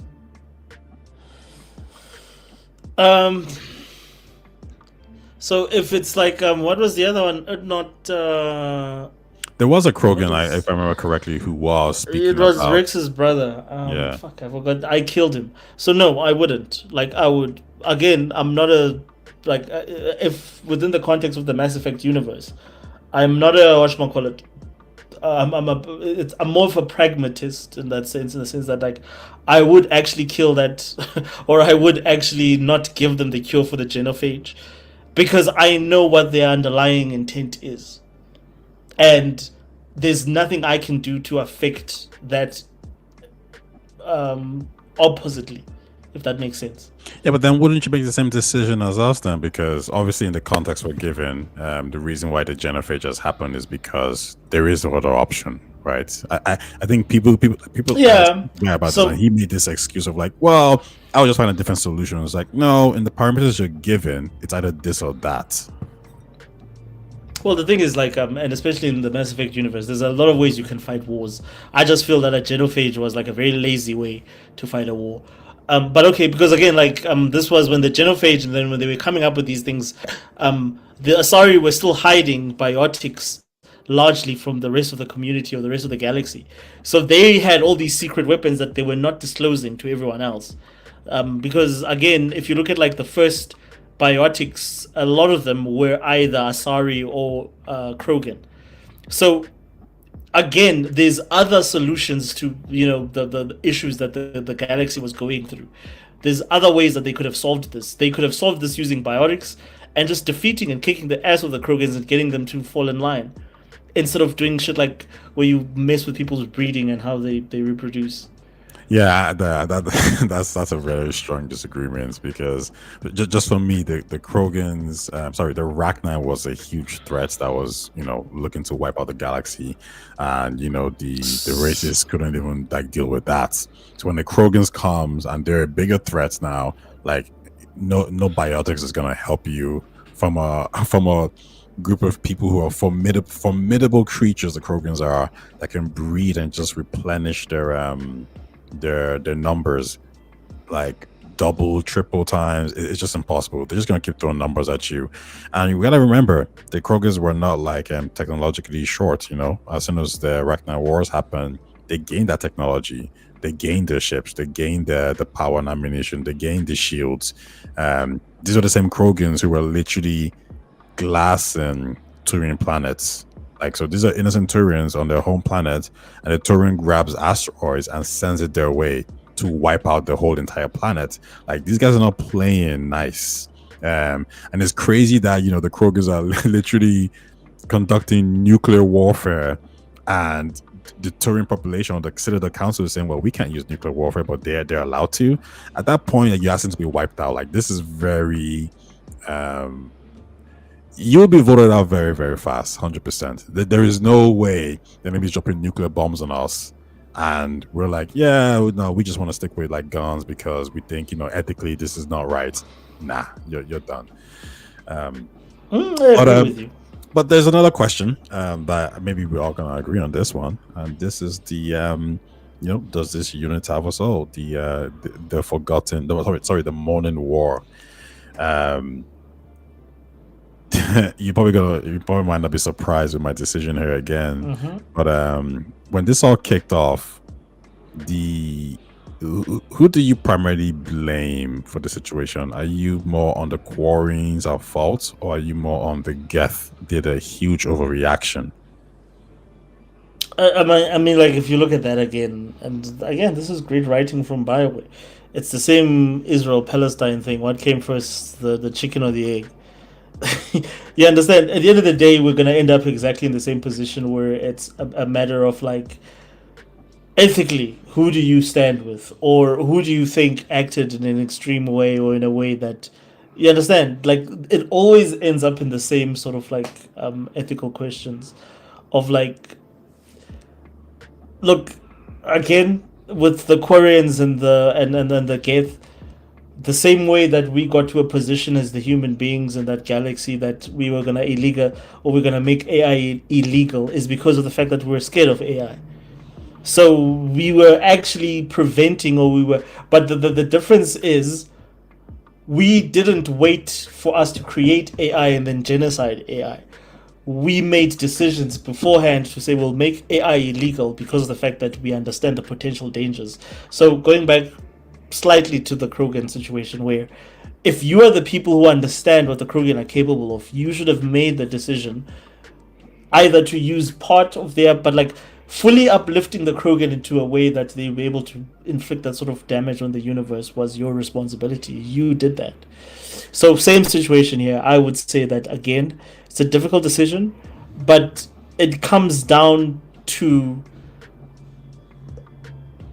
I don't even think it's self-interest or self-preservation, but it comes down to making the risks. I think you have to make morally responsible decisions at the end of the day. Like that's how I play the game. Like I try and make the most morally responsible decisions I possibly can, and a lot of those decisions don't involve black and white sort of solutions.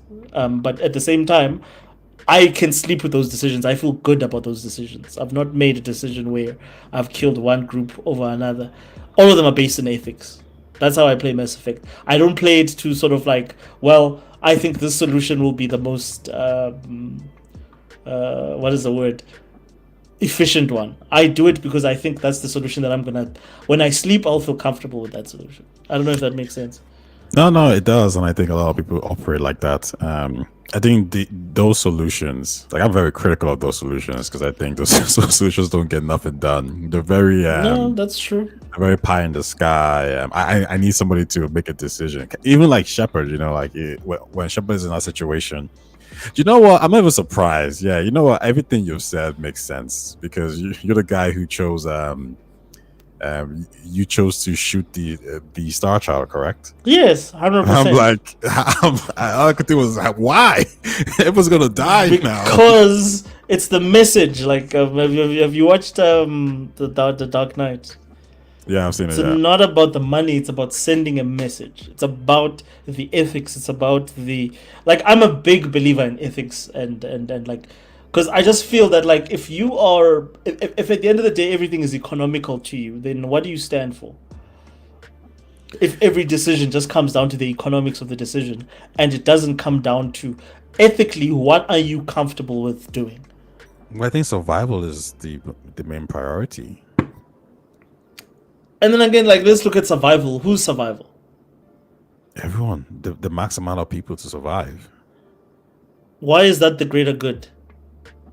Because morals is something that we've all established and made up, right? You know, every culture will have their own different values. Same as and morals. survival. Survival is just No, we because made that survival, up. well, survival is you die, right? Yes. We want people to live and experience life in the best way possible. Never the best way. We want everyone to experience life in some shape or form. So the fact that we have Yeah. you know, millions of people alive and billions of people alive, yeah, that's a good thing, right? No, yes, absolutely. But like, it's a good thing for those groups of people, whether you're Krogan, Asari, or like, I'm what I mean, sure like, remember- Krogans would have liked to have millions of people alive. But do you remember like when I think it was it hundreds of thousands of years ago where there was only like 2,000 human beings left in the Yes, after the Ice Age. yeah, like, you know, imagine there was a situation there where you know, there was some bear or something that wanted to wipe out those 1,000 human beings, and it was a do or die situation where okay, we need to wipe them out unless we're gonna get wiped out. We wiped them out, and we're all here now, all 8 billion of us. Like, how's that a bad decision, especially if they're the antagonist, right? For But example, human beings have wiped out different species. Now, if that species somehow came about and wiped us out so because we're toxic to the planet, that makes sense. Survival so is Tai, priority. so if I have a theory, like I'm a guy that's chilling somewhere in Missouri and I have the replacement theory, and I think my people are being replaced. Am I in a position ethically to then wipe those people out before they replace my people or they wipe my people out? Well, replacing your people is different from wiping out your people, right? We talk Well, about I like, mean, that's what the replacement theory says, is that like, well, were they trying to replace my people? if they're not killing your people, then it's a little bit. It's very, very different. Well, you can argue that they are killing your people in the ways, because Elon Musk tells you that by a certain amount of time, or that by a certain amount of year, they will be producing more people than you're producing. Yeah, but see, I think that we could put that down to like natural progression, right? And that's not you necessarily exerting Ah. yourself. Natural progression. Okay, Yeah, so natural progression. Yeah. okay, so you're not exerting. Okay, so why is that allowed? And If if well, if yeah, for why is example, that right? permissible? Yeah. Well, no. So, for example, if you're in a country and people are coming in and you guys are mixing together, whatever it is, everyone's blending in. That's perfectly fine. Whatever way that country goes is the way that country goes, right? That's That's. perfectly fine. I mean, if it's willingly, right? If it's Willingly willing. how? I mean, I'm in Dublin City right now. like, I'm originally But from I think, I'm but originally you from get where I'm going Nigeria. with this. Yeah. No, but you get where I'm going with this. But like, if there's a strong resistance in that country to say, well, no, we're not for this. We believe differently. We want to maintain, or we want to conserve our ethnicity or our natural ethnicity, Yeah, but I and mean, we don't want to. yeah, you can do that. There's no one stopping you from sticking with your group So of me people and making hanging laws out. or rules that benefit that, would that make that okay? If it's If democratically I did, elected, yeah, like Trump is gonna do, like all the stuff that he's promising to yeah, do that's now in fine. Yeah, if America. the people of that state, that country, has decided these Okay, are the rules we okay, follow, then then we I are think good. that's fine. I Okay, think cool. that's perfectly So okay. if he does it, but it's based on democracy, it's fine. But yeah, you can't force people. Like I'm against dictatorships. I don't know what you're trying to get. I'm But against like you can't, like, the thing dictatorships. is, if it's permitted by democracy, it's not a dictatorship. Yeah, that's fine. So if he's doing it under the demo, what's democratically allowed within the United States, and he's doing all the deportations and all the things that he says he wants to do, that's fine, because he believes he's protecting his group, his ethnic group within America. Mm-hmm. And Elon Musk echoes the same sentiments when he says that the biggest threat to national security in America, and I'm saying exactly what he. The biggest threat to to national security in America is people coming across borders. This is said by an immigrant. Mm-hmm. That is the biggest threat, and that's the cause. Like they need to lock down their borders. They need to control who they let in. Blah blah blah. That's the narrative that they're spreading, and that's what they're saying is the correct way to do things. And according to like how America voted, ethically, that's the right thing then.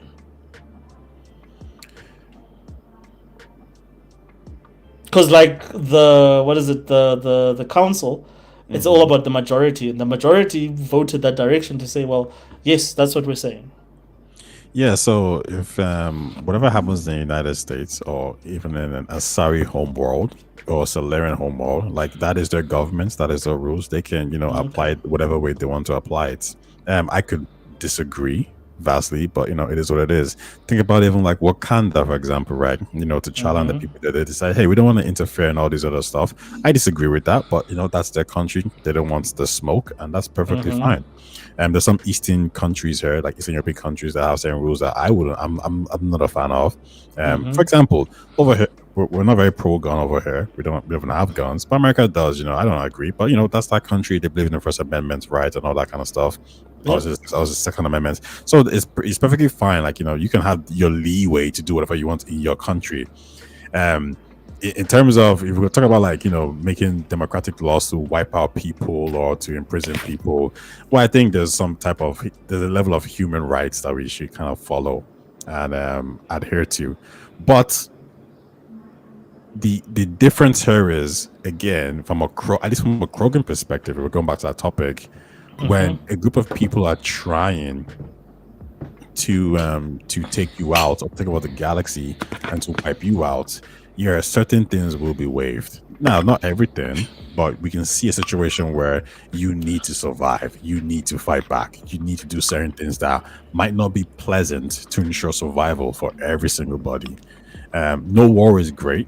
The Krogan War wasn't great. The Modern War wasn't great. Even the Reaper War wasn't great, right? However, we chose to not lay down and let the Reapers take over. We chose to fight back. Most of us chose to destroy the antagonists, the people who are trying to take us out.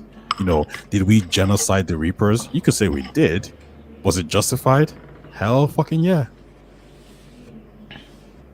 I agree. Like my choice was to destroy the Reapers because it's the only choice that made sense. Is that like I'm not going to go into a compromise with a group that is set on destroying my group. Wait, like, wait, all the things. Wait, what?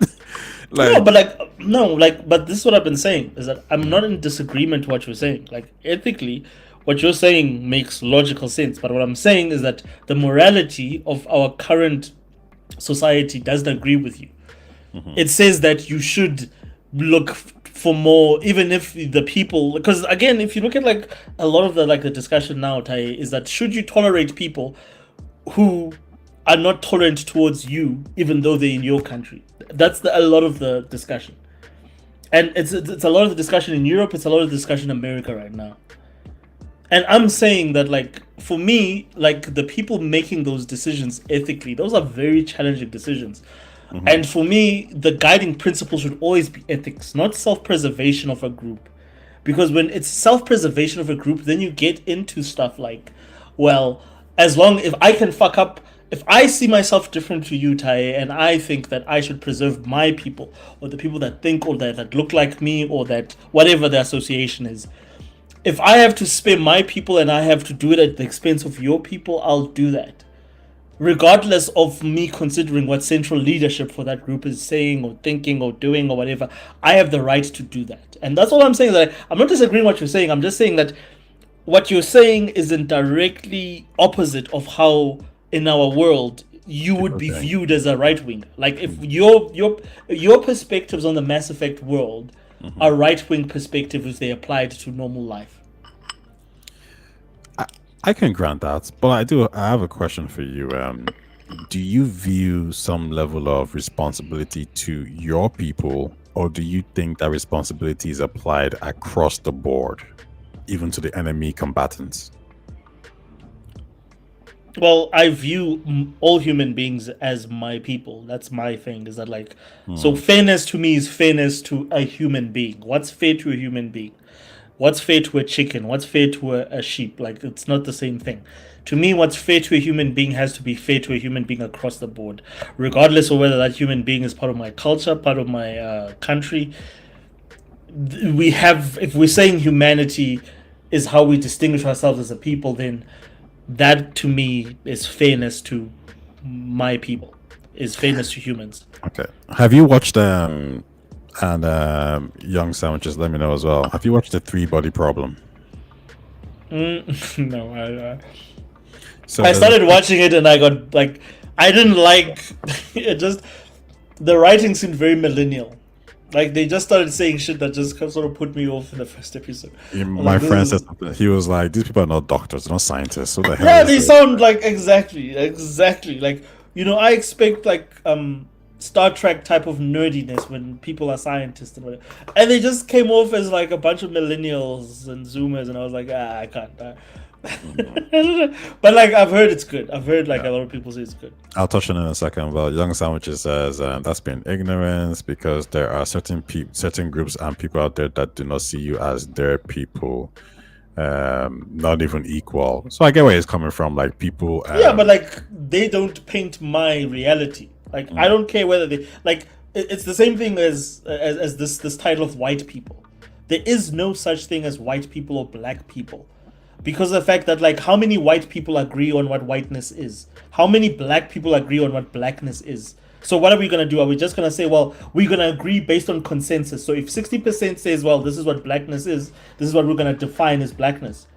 America right now is not split between racial lines or whatever. It's just based on ideology.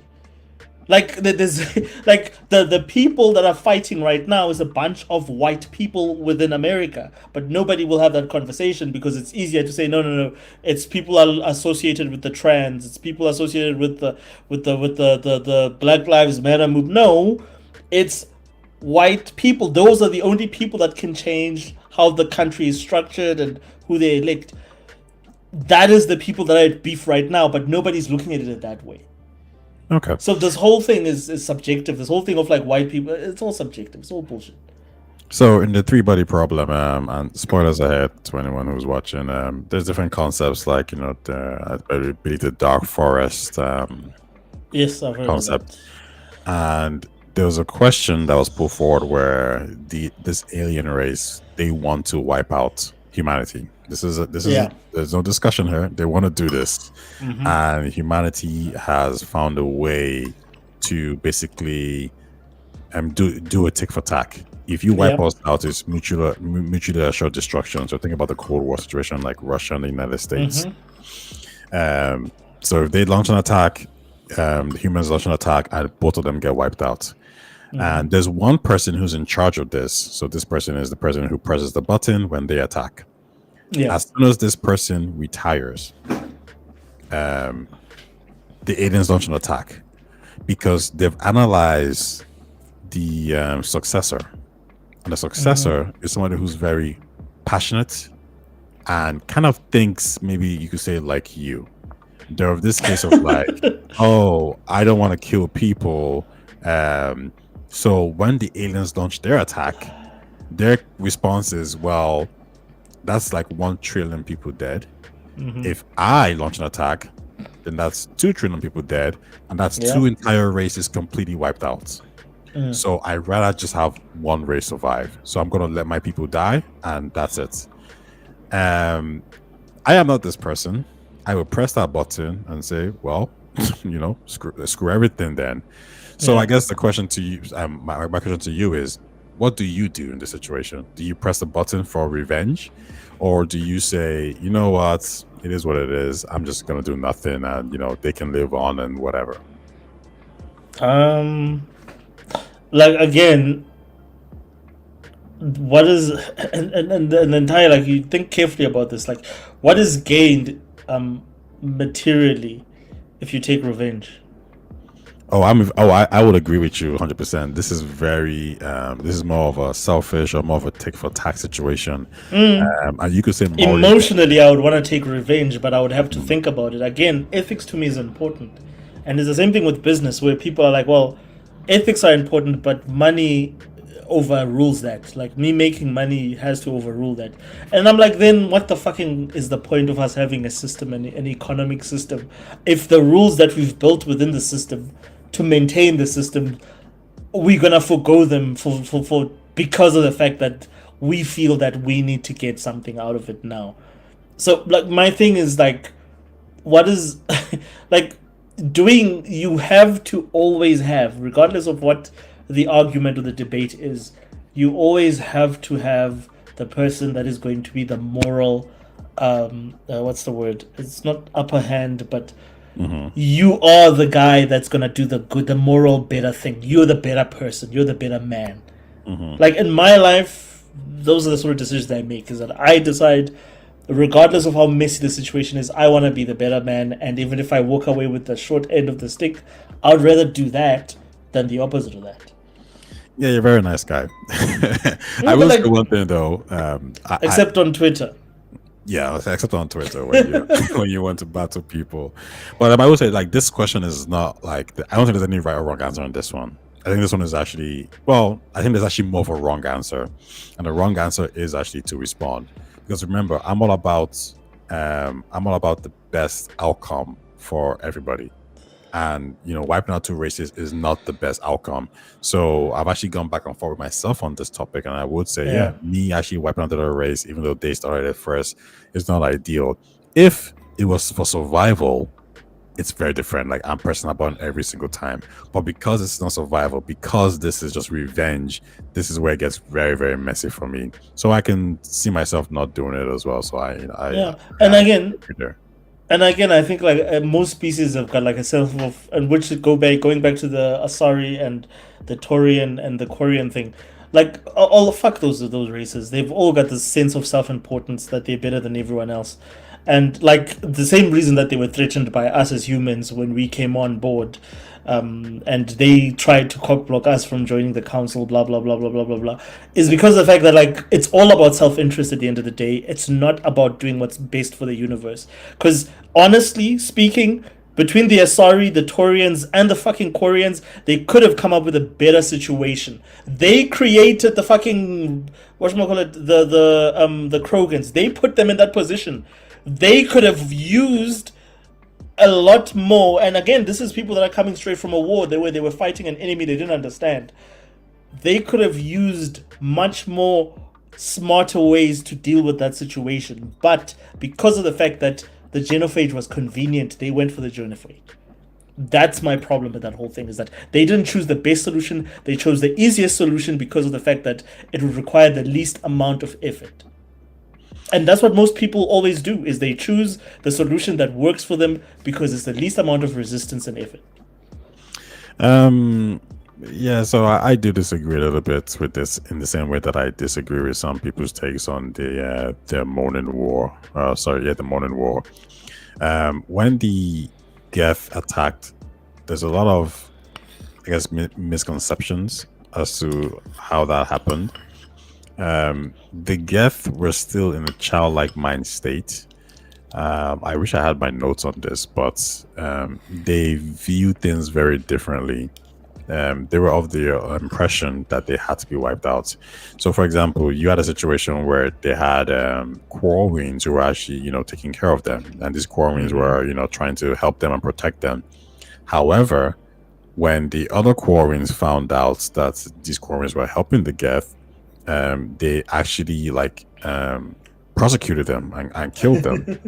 So now, you're looking at this group of people, and the good guys that are in vast minority are being wiped out by their own people. So you kind of get this impression that, okay, they actually really want to take us out. Like, this is what it is. Also, Legion said something that was quite interesting as well, that because the Geth were just a young race, and because of the way of thinking, they almost felt like, or thought like, the Quarians was sort of like they didn't understand the idea of individuality too much. And I think Legion touched on it, saying that if all the other Geth actually knew that everyone was like an individual, they might have looked at that war differently. I might not have looked to actually wipe out the whole Geth. And plus, remember, they're a young race. They're very childlike at this point. Like, they don't know anything. So I believe the Geth actually have a lot of you want to call it excuses for how things went down, whereas the Quarians really didn't. Wait. Like, do you consider the Geth people? Oh yeah, after the you consider your toaster a person? I'm sorry, like they are racist. I'm sorry, like I will never synthetics. The whole synthetics versus what is it? It's synthetics versus organics. To me, that is a non-issue. Like on that subject, I always sit on I'm racist when it comes to that. Like, my toaster will never be as much as I like what's his name? Legion. Legion is cool, but he's a fucking Like, I will placate. I will choose the choice because again, he's still my friend. That's a toaster, but I will always put synthetics ahead of organics. Sorry, organics ahead of synthetics. I don't consider machines. I can't, and I'm just being honest in terms of how I play the game. I don't consider, as much as I have affinity for Legion. I have affinity for Legion because of all the human things I see in Legion. Not because he's a machine that will kill me because he calculated that was the best outcome. No, I would always pick synthetics every situation. if I couldn't find a middle ground, I'll always pick synthetics. Not synthetics, organics over Organic. synthetics. Yeah. Yeah, I think this is a very good question. I wouldn't. It's a tricky one, just in the sense that I'm not really like I see everything you're saying, and I more or less lean towards more of your argument. However, actually, no, I lean towards your argument. The only Sorry, like Ty, well, nothing's are quick equal. one. Like, how do I respond? Because I see like I'm trying to engage with the chat. Like, how do I? It's not giving me any option to chat. Excuse me. Yeah, this one. I don't think this app has it. Okay. No, that's fine. You probably have to go on like YouTube on your phone or something. And then do that. way. Okay, cool. Yeah, And I'll try that next time. Excuse me, because I just wanted to respond because some of the comments are actually quite funny from Young Sandwich. I see them. They're pretty awesome. I lean towards what you're saying when it comes to organics. If all things are equal, I think I will be in a situation where I would lean towards more organics. However, if I befriend a legion or I befriend a particular group of people, I'm more likely to lean towards the synthetic side. However, when it comes to the Morning War, I am 100% on the Geth side. I think why? Like, they're toasters at the end of the day. Like, they're not people. Like, we would not treat them, even if you created that Geth situation within humans. It would be exactly what happened in the Animatrix. We would fucking. You pull the plug out of the toaster and you. The question is, in the do you bin, think bro. they are synthetic? Like, are they alive? Right. Now we can say there's different.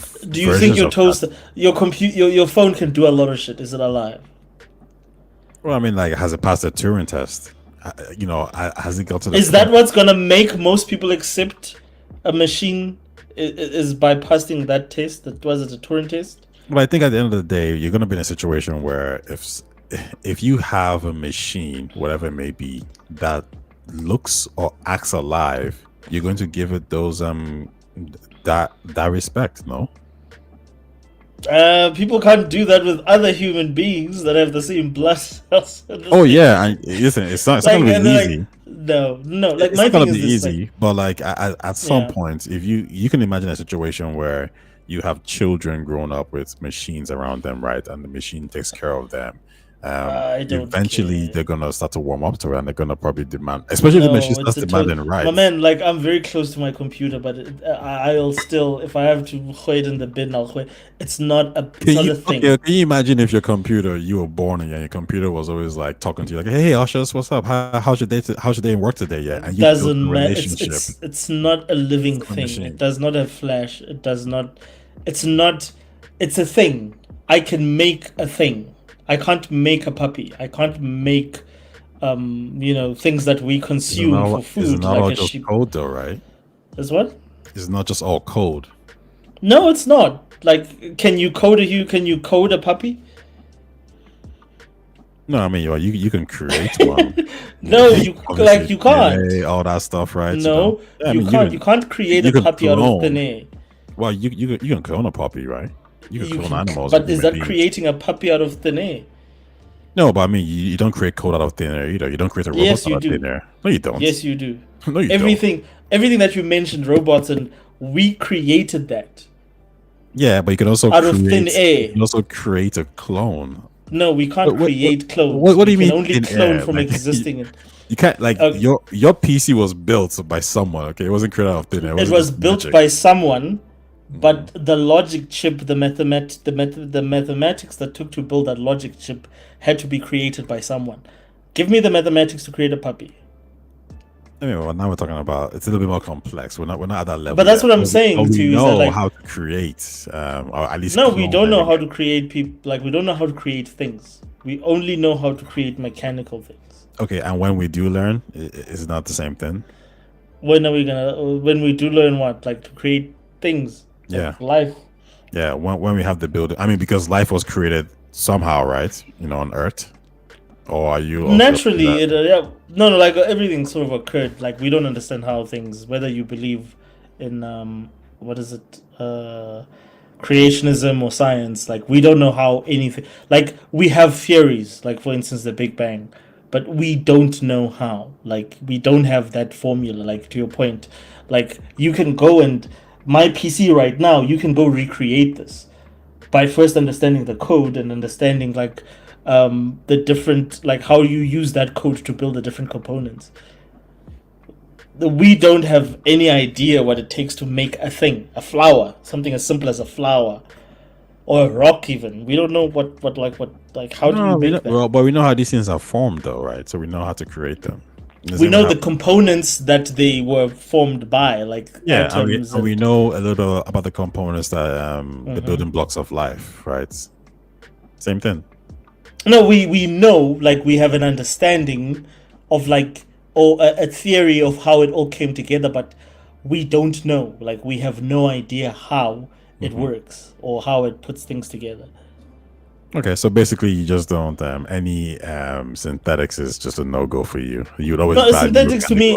No, synthetics to me will always be the most secondary part of like. There's no machine. I don't care like if the robot or the AI can like look you in the eye and replicate human behavior. That AI will never be more sophisticated than a butterfly. I wasn't prepared for you to. I didn't think you were going to. No, I'm just saying, like natural things, like the complexity of just how a butterfly works, how a bee works. Like if you look at nature, nature is so intertwined that like things like bees can affect entire ecosystems. We cannot do something like that. We can only create things that are affected by us, if I'm making sense. Like this is why like I don't consider synthetics like they're not that complex to me. Like natural, simpler life forms are more complex to me than synthetics. A dog is better than a legion. That's what I'm saying. Okay. I wouldn't even necessarily disagree there. Well, actually, no, I would disagree. A dog is better than legion. I think they inhabit a realm that is complicated, and I think with more time and given experience with them, I would obviously change my mind. I mean, that's what happened, right? With the decision to wipe them out. I saw how the Corwins were acting. I told them to stop, to stand down. They chose not to. That pissed me off, and I was like, you know what? Do what you gotta do, Legion.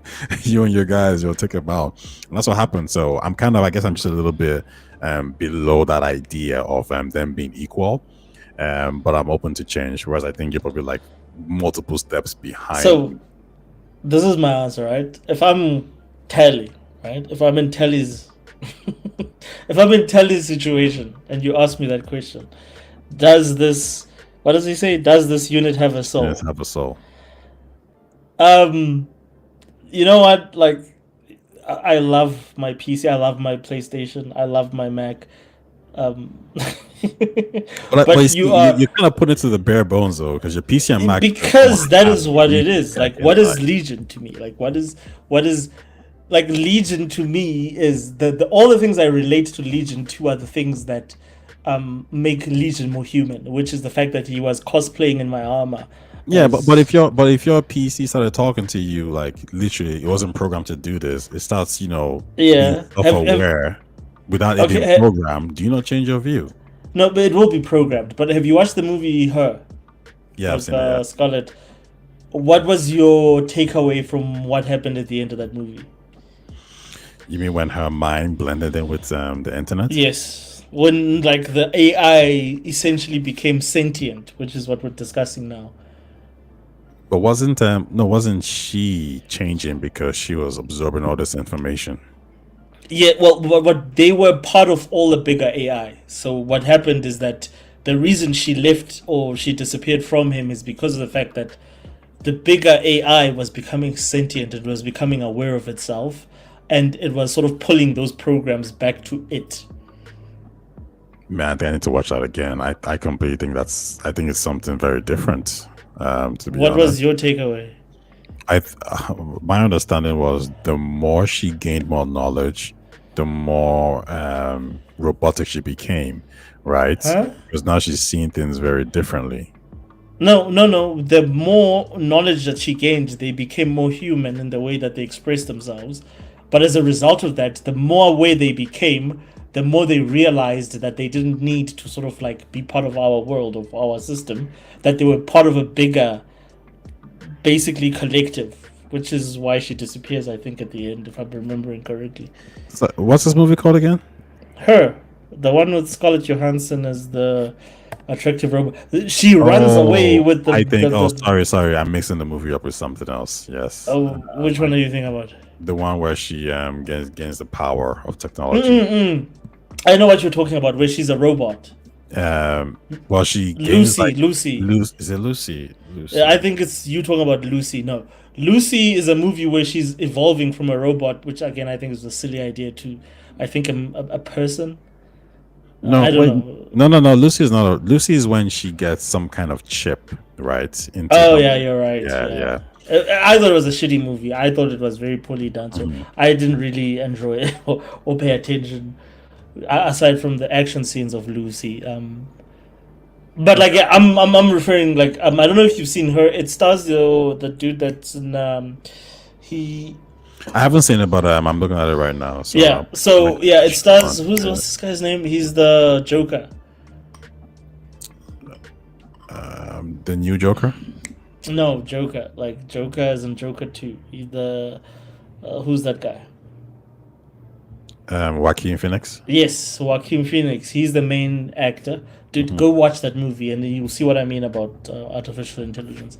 Because the whole point of that movie is that the artificial intelligence, it's growing, but at the same time, the more it grows, the more self-aware it becomes, the more it realizes that it's a different thing from us.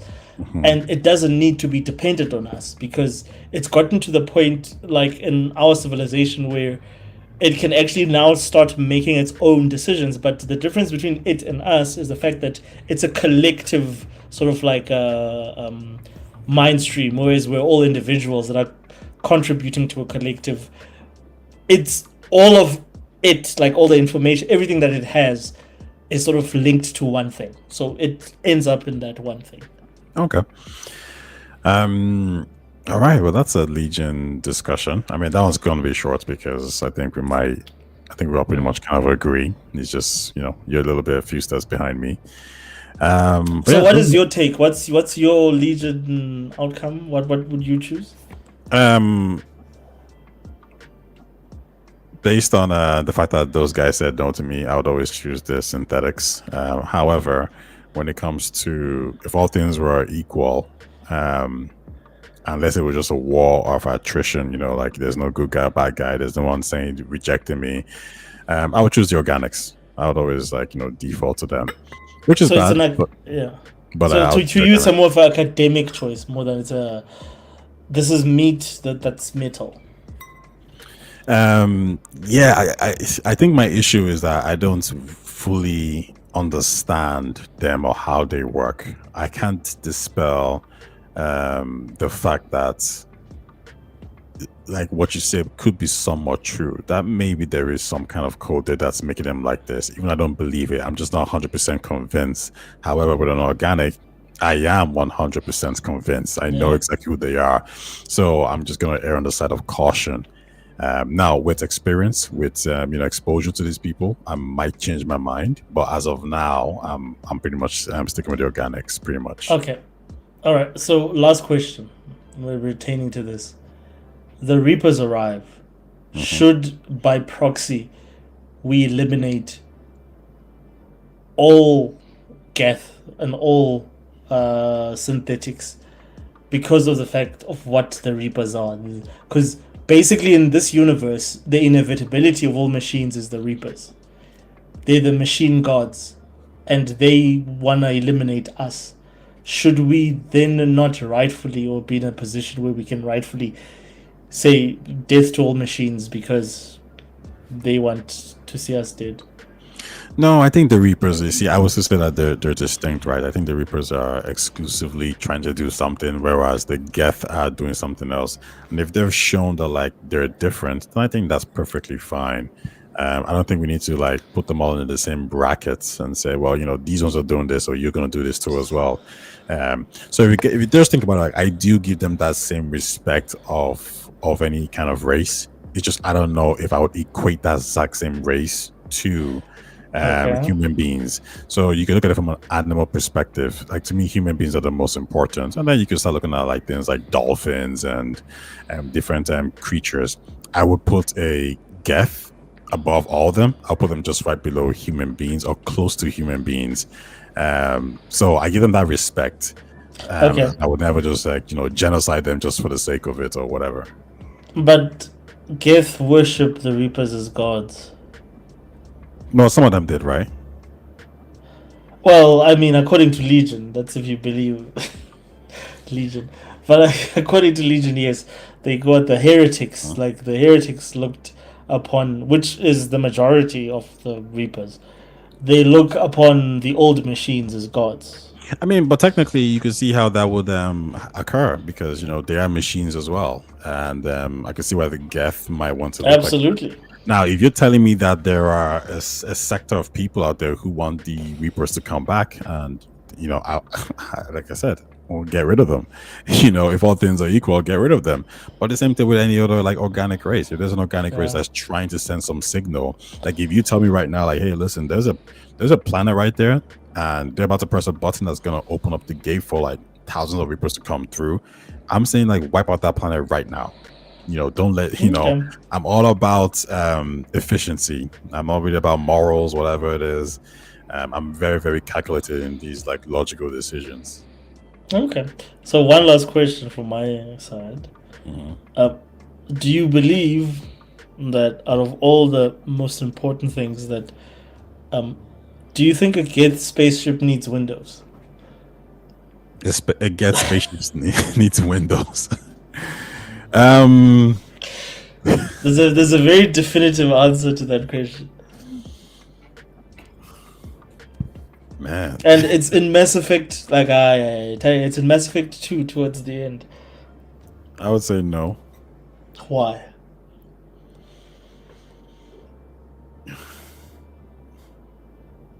Okay, the answer I want to give is actually yes. That's just what I want to give.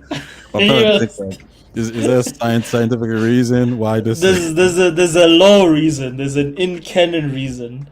There's a conversation between Shepard and one of the first conversations that Shepard has with Legion is about windows on a spaceship, on a Geth ship. Man, I don't even know. I can't remember. I would say yes. Think, Tayo. Would Geth use windows? No, I don't see why they would use it. Why? Because they have sensors, they can probably pick up radar. Well, what is a Geth? It's a machine with like multiple but machines. Before it's a machine, what is it? An AI. Yeah, exactly. Yeah, but like, but here's the thing though, because if you think about it, Legion can recognize Shepard based on who Shepard is. He looks at Shepard and he talks to Shepard, and if that's the case, then that means it has some kind of sensory image detector. So yeah, like look at us. Like the only reason we need windows is because of our weaknesses as beings that have eyes. So we have to experience Gets like they can use any sort of computer like generated sensory device to detect enemies like radar. Like the oldest form of Get detection is radar, which we developed in the Second World War. We're in the like 25th century, like in Mass Effect. So the answer is no.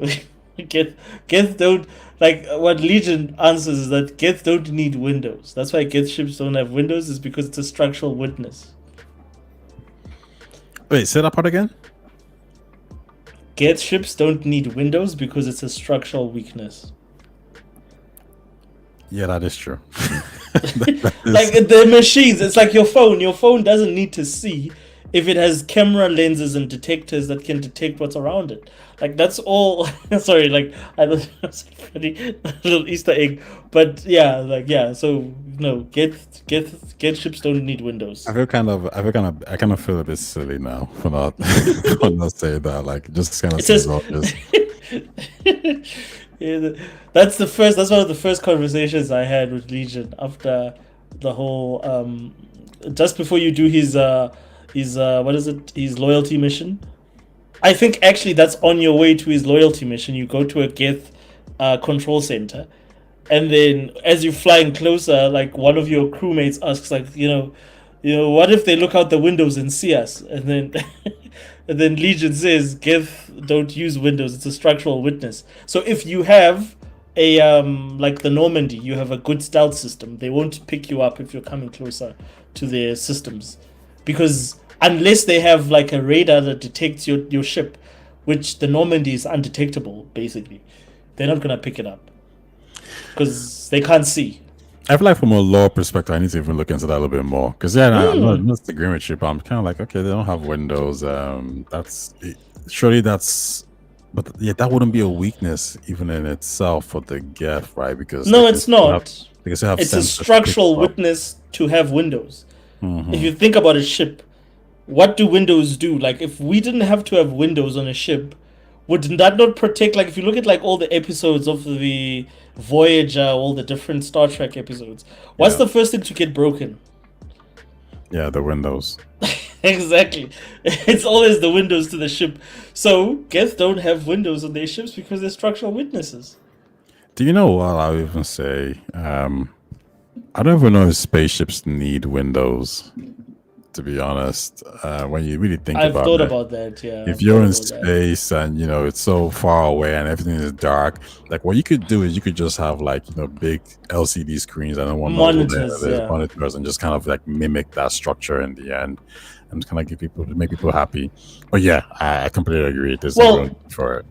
I agree with you, but like for some reason it's so entrenched in us. Because the thing is with science fiction, you have to remember, Ty, is that people build science fiction on what's been done before. So everything that we sort of accept as law or as common in all science fiction is based on what we grew up with, whether from Star Trek or Star Wars.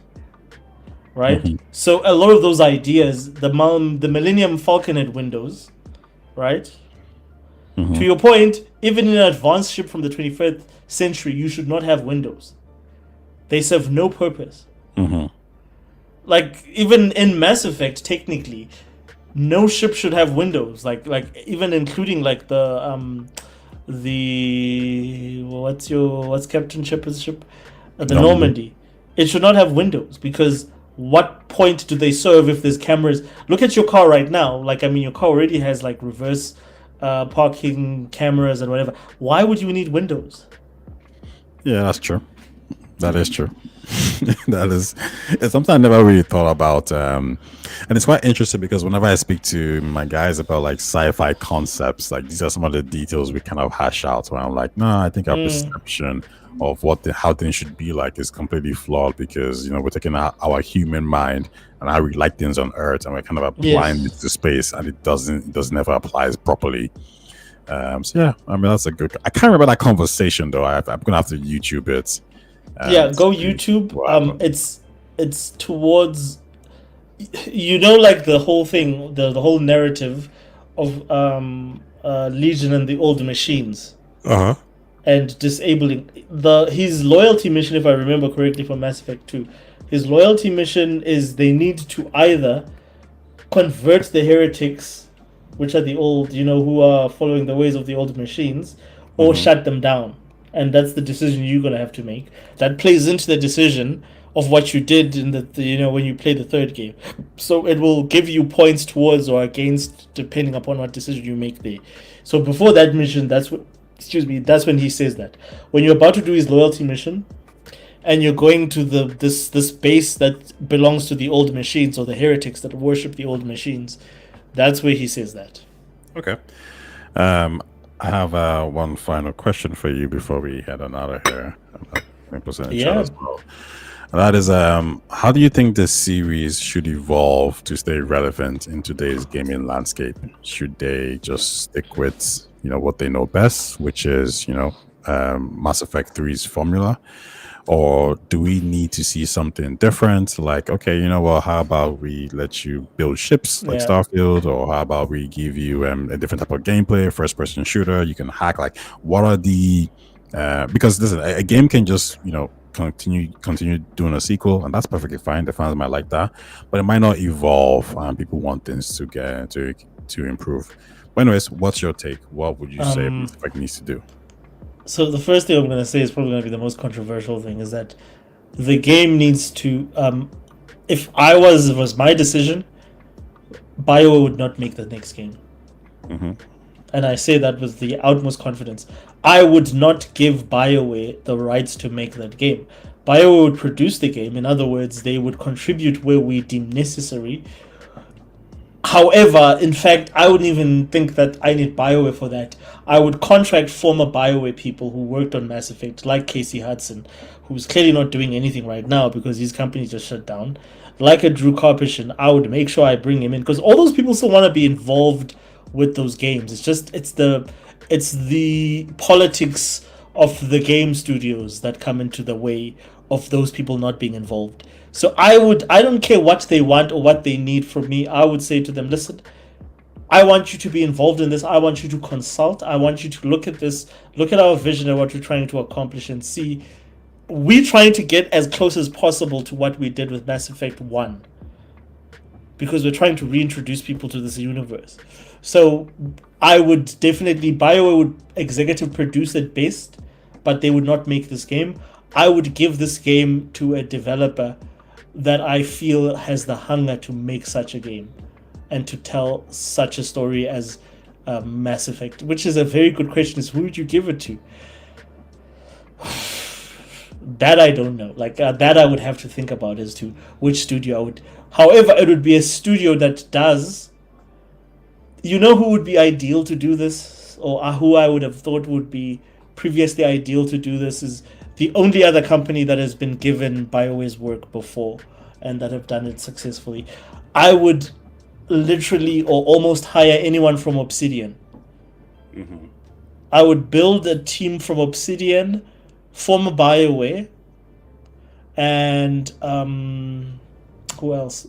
Oh yes, former Eidos or what's the company called? It's Eidos Montreal. Yeah, it's Crystal Eidos. Dynamics. Crystal Dynamics, yes. Former Eidos Crystal Dynamics employees. Those are the three companies I would look to get talent to build a game. But I would not ask BioWare to build. That's the first thing I would do. So, so it's not a game made by BioWare, and non-negotiable. Casey Hudson has to write the game. So he has to direct or executive produce the game, and Drew Karpyshyn has to help him executive produce. I want them to choose the artist that they believe in and the director that they believe can carry the franchise through.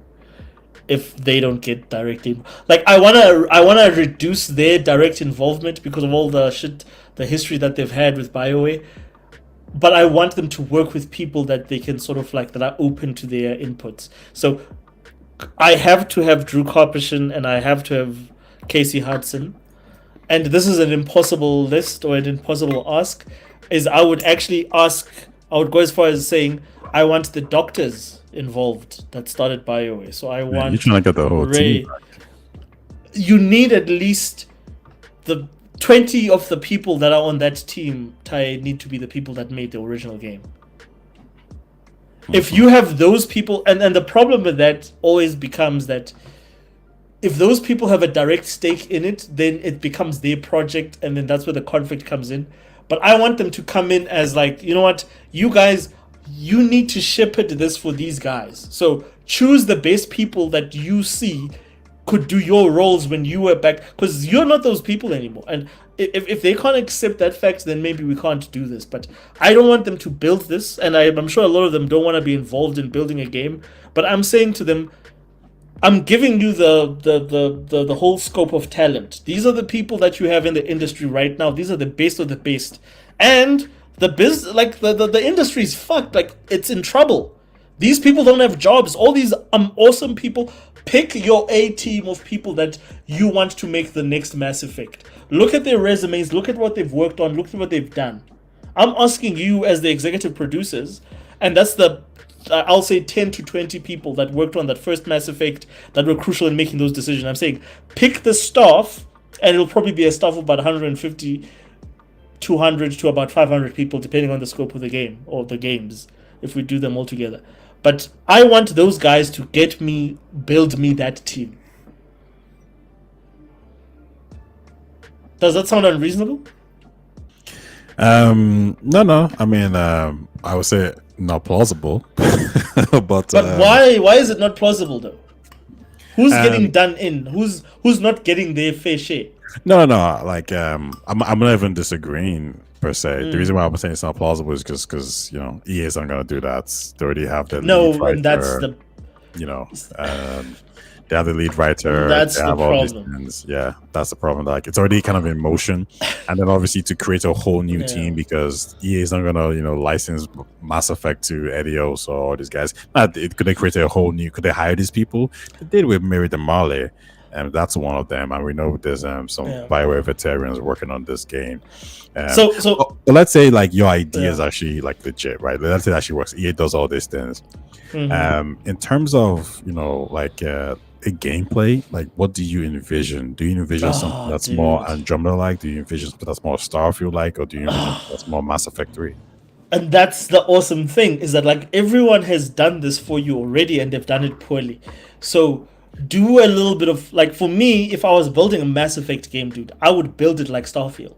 Is unlike Starfield, though, we're not going to say you're going to visit 1,000 planets. We're giving you a system maybe with 25 planets that you can land on and fully explore. Maybe another 100 or 150 randomly generated planets, by very similar to what you had in Mass Effect 1 or 2, where you can land on and do random missions that are randomly generated. However, like at least 25 to 50 worlds. I don't know if that's too much. If you want to bring it down, I'll say at least 15 worlds that are fully livable, that have things that are going to advance or expand the story. To me, that's the first things that. So take from Starfield, use elements of Starfield, take from other games that came after Mass Effect that introduced some interesting mechanics, like a lot of like the gameplay mechanics from the likes of Horizon, a game that I don't like. Horizon, in terms of gameplay wise, and what you can do with the looting system, and like your bosses and whatever. Take some of that stuff there. There's a lot of things that I think you can use in terms of mechanically how you I feel that it should be different how you interact with mercenaries and soldiers to how you interact with the environment. So for the environment, use a lot of that Horizon stuff. So have animals and flora that is like almost those robots. Am I making sense? That are in Horizon. Whereas enemy wise, you still have that old school, like, okay, I'm fighting mercenaries, I'm fighting soldiers, I know what I'm doing. But the worlds are like very dynamic. They have like full on ecosystems like in Horizon, with all these different animal life. And in terms of RPG mechanic, I would say bring back some of the. Give people an option gameplay wise. I think the closer BioWare steps back to its turn-based roots, the better. So don't make the game turn-based necessarily, but take it back closer to Mass Effect 1, where there's an option. You can choose like 3 different options. You want to play it like an action game, you want to play it like a action adventure story driven game, or do you want to play it like a full on traditional RPG with turn based mechanics? So you give people that control, that if that's what I care about, and I care about the controls and the mechanics, I get to then play it almost semi Baldur's Gate 3. But if I want to play it like a Halo player or a Call of Duty player, I can choose the second type and I can play like that. Okay. What about driving? Are we just walking from place to place, or are we actually, getting in the Mako this time? Again, open world, in my opinion, is trash. Like doing a fully open world game, Mass Effect has never been a fully open world game. Use biomes. You have specific biomes that, if you can explore that biome, some are bigger than others. You can drive a car. You can have like a Mako available to explore that whole thing. Blah blah blah. But to me, then you can actually create content, and you can have human created stuff instead of like relying on AI and the engine. So it still has to be largely driven by human crafted areas.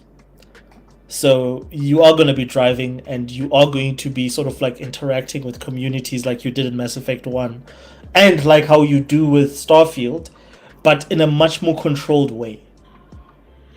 Yeah. Okay. I think that's a good shout out. I think I've said before that Starfield to me almost feels like a Mass Effect Andromeda sequel.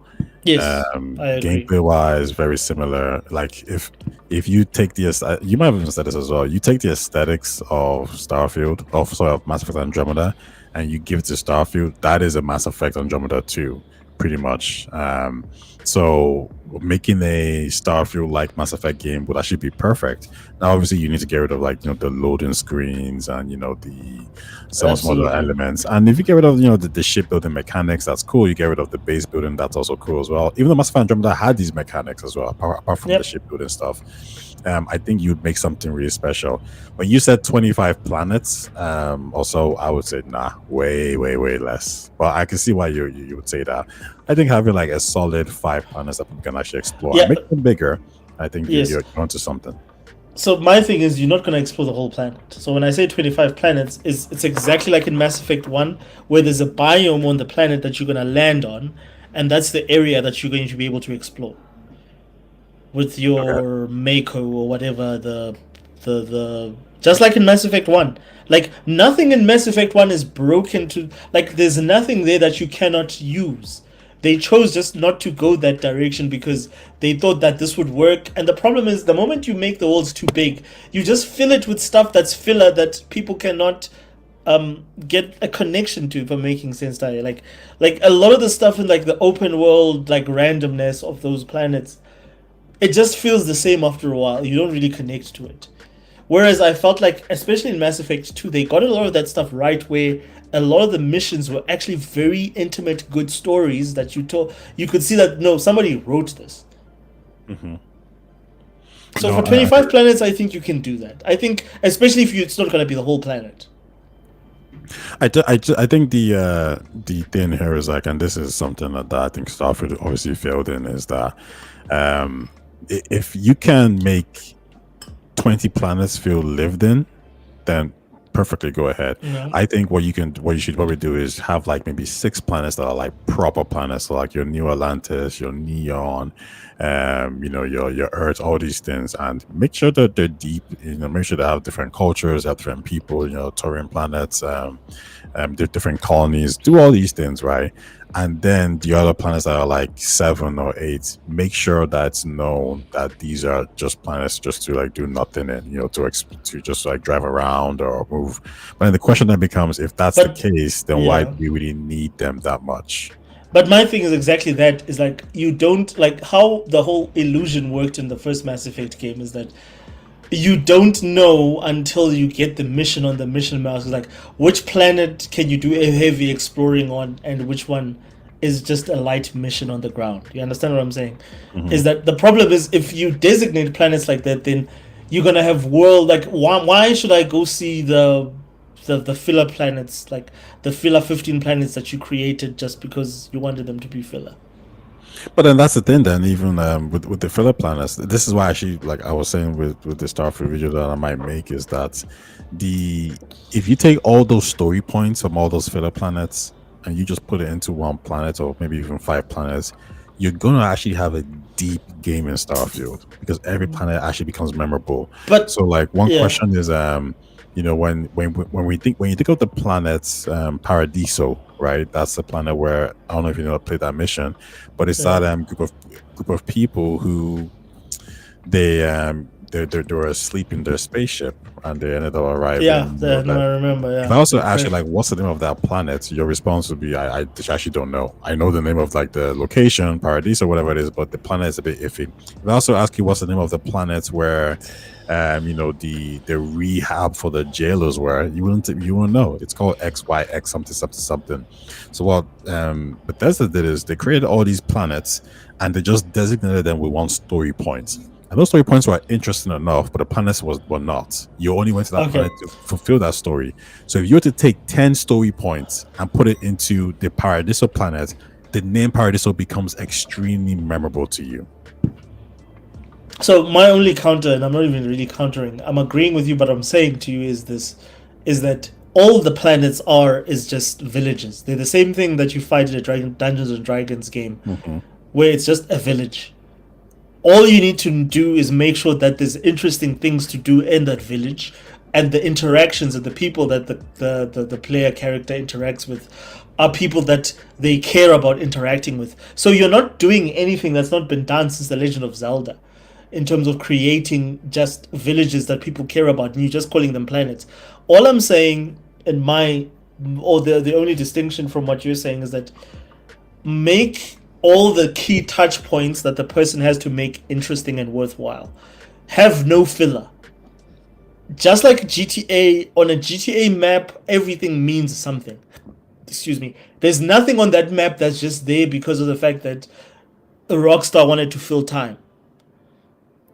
All those different like precincts and whatever, all of them have a different personality. You can do very specific things on them, but they all matter and they all play into the bigger story. All I'm saying is that even if you're doing a Mass Effect, the next Mass Effect, make every single place that you can actually land on mean something. Make it matter.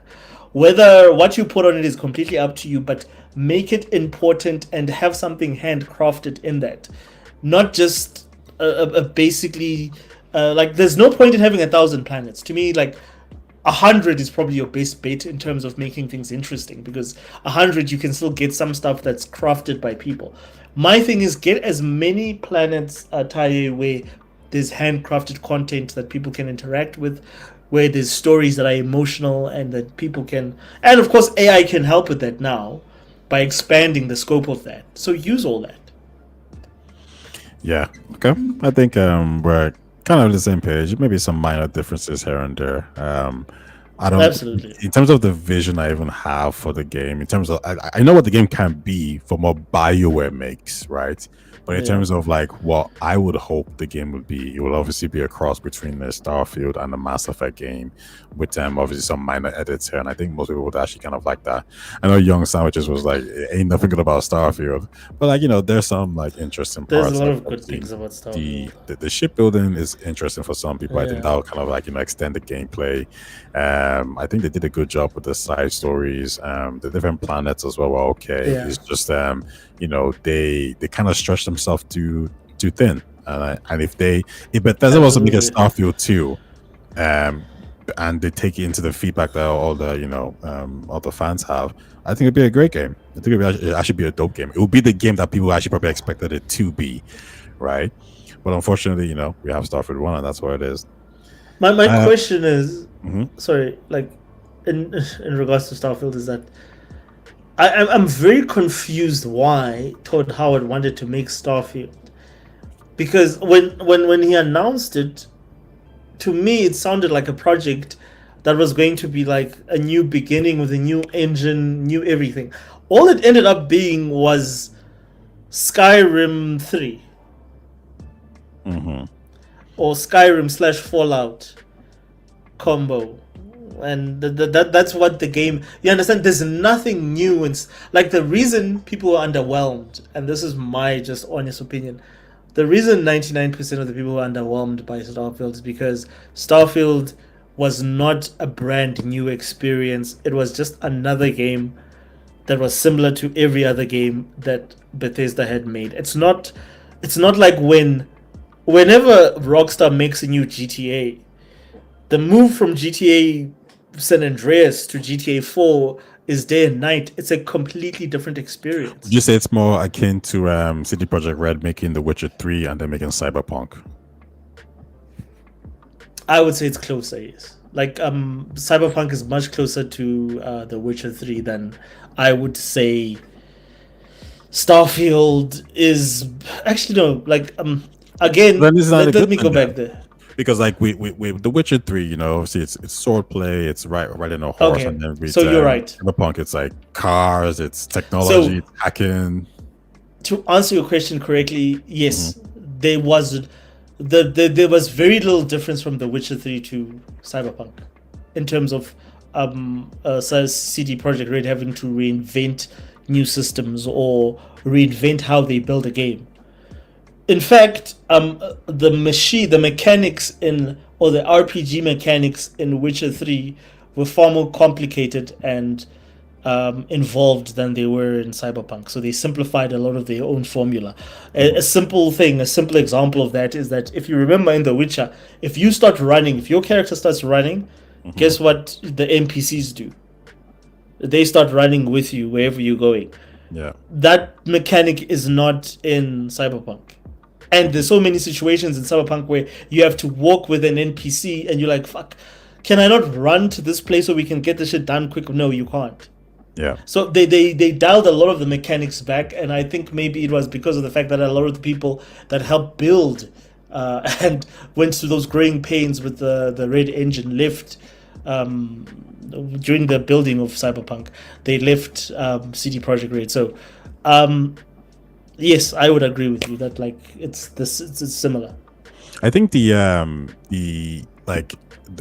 would say the reason why people felt a little bit upset wasn't necessarily, well, it was more to do with the execution. I think when Starfield is a very Bethesda game in a lot of its systems. You know, it has the base building like Fallout. It has it has decent shooting, which is an improvement on Fallout. It has the exploration part. However, Yes. they just stretched themselves too thin. They improved the side missions, great. The story was a bit meh, and the combat was good, but the exploration was just missing. And I think that's what really killed the game. So what did they stretch themselves on? When you play that game, where do you feel they put a lot of their effort? What's the thing that blows you away about Starfield? Where you were like, wow, this is where all the money went. Crazy enough, I think it went into it probably went into the bugs. There's like nothing in this game. Like this game That's is my thing. really Like flawless. Like they try to make this game perfect. Oh, like no bugs, no Bethesda. I'm perfect. And to be honest with you, you're right. You're absolutely right, because there's absolutely no mechanic that they've improved from previous Bethesda games. Like there's nothing they've done mechanically. Well, I agree with you with the gameplay mechanics, right? The shooting, yeah. No, but like again, you own the company that makes Doom. So now you have a mechanic. Like you understand, those are very engine related things. Okay, so the guys that make Doom are now actually doing our shooting engine. But in terms of like the overall game, what is it? Why? What makes Starfield special? And I think this is the one thing that people always like. The hate for Starfield, people can never justify it because they don't or they can't articulate this, that Starfield is not a bad game, it's not a horrible game, it's a great game. If it was not made by Bethesda and some random company made you Starfield, this would have been Game of the Year when it was released because of the fact of how many things that they do that are different. The problem is all the expectations from Bethesda. And the fact that people were expecting an evolution from what Bethesda used to do to like, okay, next generation, what's Bethesda gonna do? No, Bethesda's still Bethesdaing. They're still giving you Fallout in space. And that's why most people were angry. That's my, like, otherwise the game, if it was made by anyone else, Ty, do you think this game would have not gotten Game of the Year? Do you know, I tend to agree with some of the points you're saying. I think where we differentiate is I don't think the idea of Fallout in space or Skyrim in space was the problem. I think the problem actually is it wasn't enough like that, right? You know, Tony is a real big fan of Skyrim, and the issues that he would have, or a lot of people would have, is like the exploration. Skyrim was a game where, you know, you had that step out moment and you could go anywhere and do whatever you want. As soon as you went sci-fi, there's just too many layers that kind of bumps into that. And the first layer is there's a planet you go to and it's just barren, it's empty. So people's like, okay, well, what am I doing here? Because if I'm playing Skyrim or Fallout, there's always some kind of story point, you know, that makes sense. So that's missing. Then the next problem is when you're playing Skyrim, when you want to traverse, you get on your horse. And it's very simple for you to feel connected to the actual environment. You're riding your horse, you can get down, you know, attack enemies, whatever. The transition is so seamless. But with Starfield, you have to go into your ship, then you have to go into your seat, then you have to fly off, and then you're in a whole new gameplay mechanic, which is ship flying and ship and battles. like I said, we're horse battling. It's very simple. You get on your horse, you press one button, whatever it is. So the transition is far easier than it is in Starfield. So I agree with you. So what I'm gonna ask you is that, do you think Mass Effect, if you take Mass Effect's primary mechanics, do you think it being themed in space hurt BioWare's gameplay?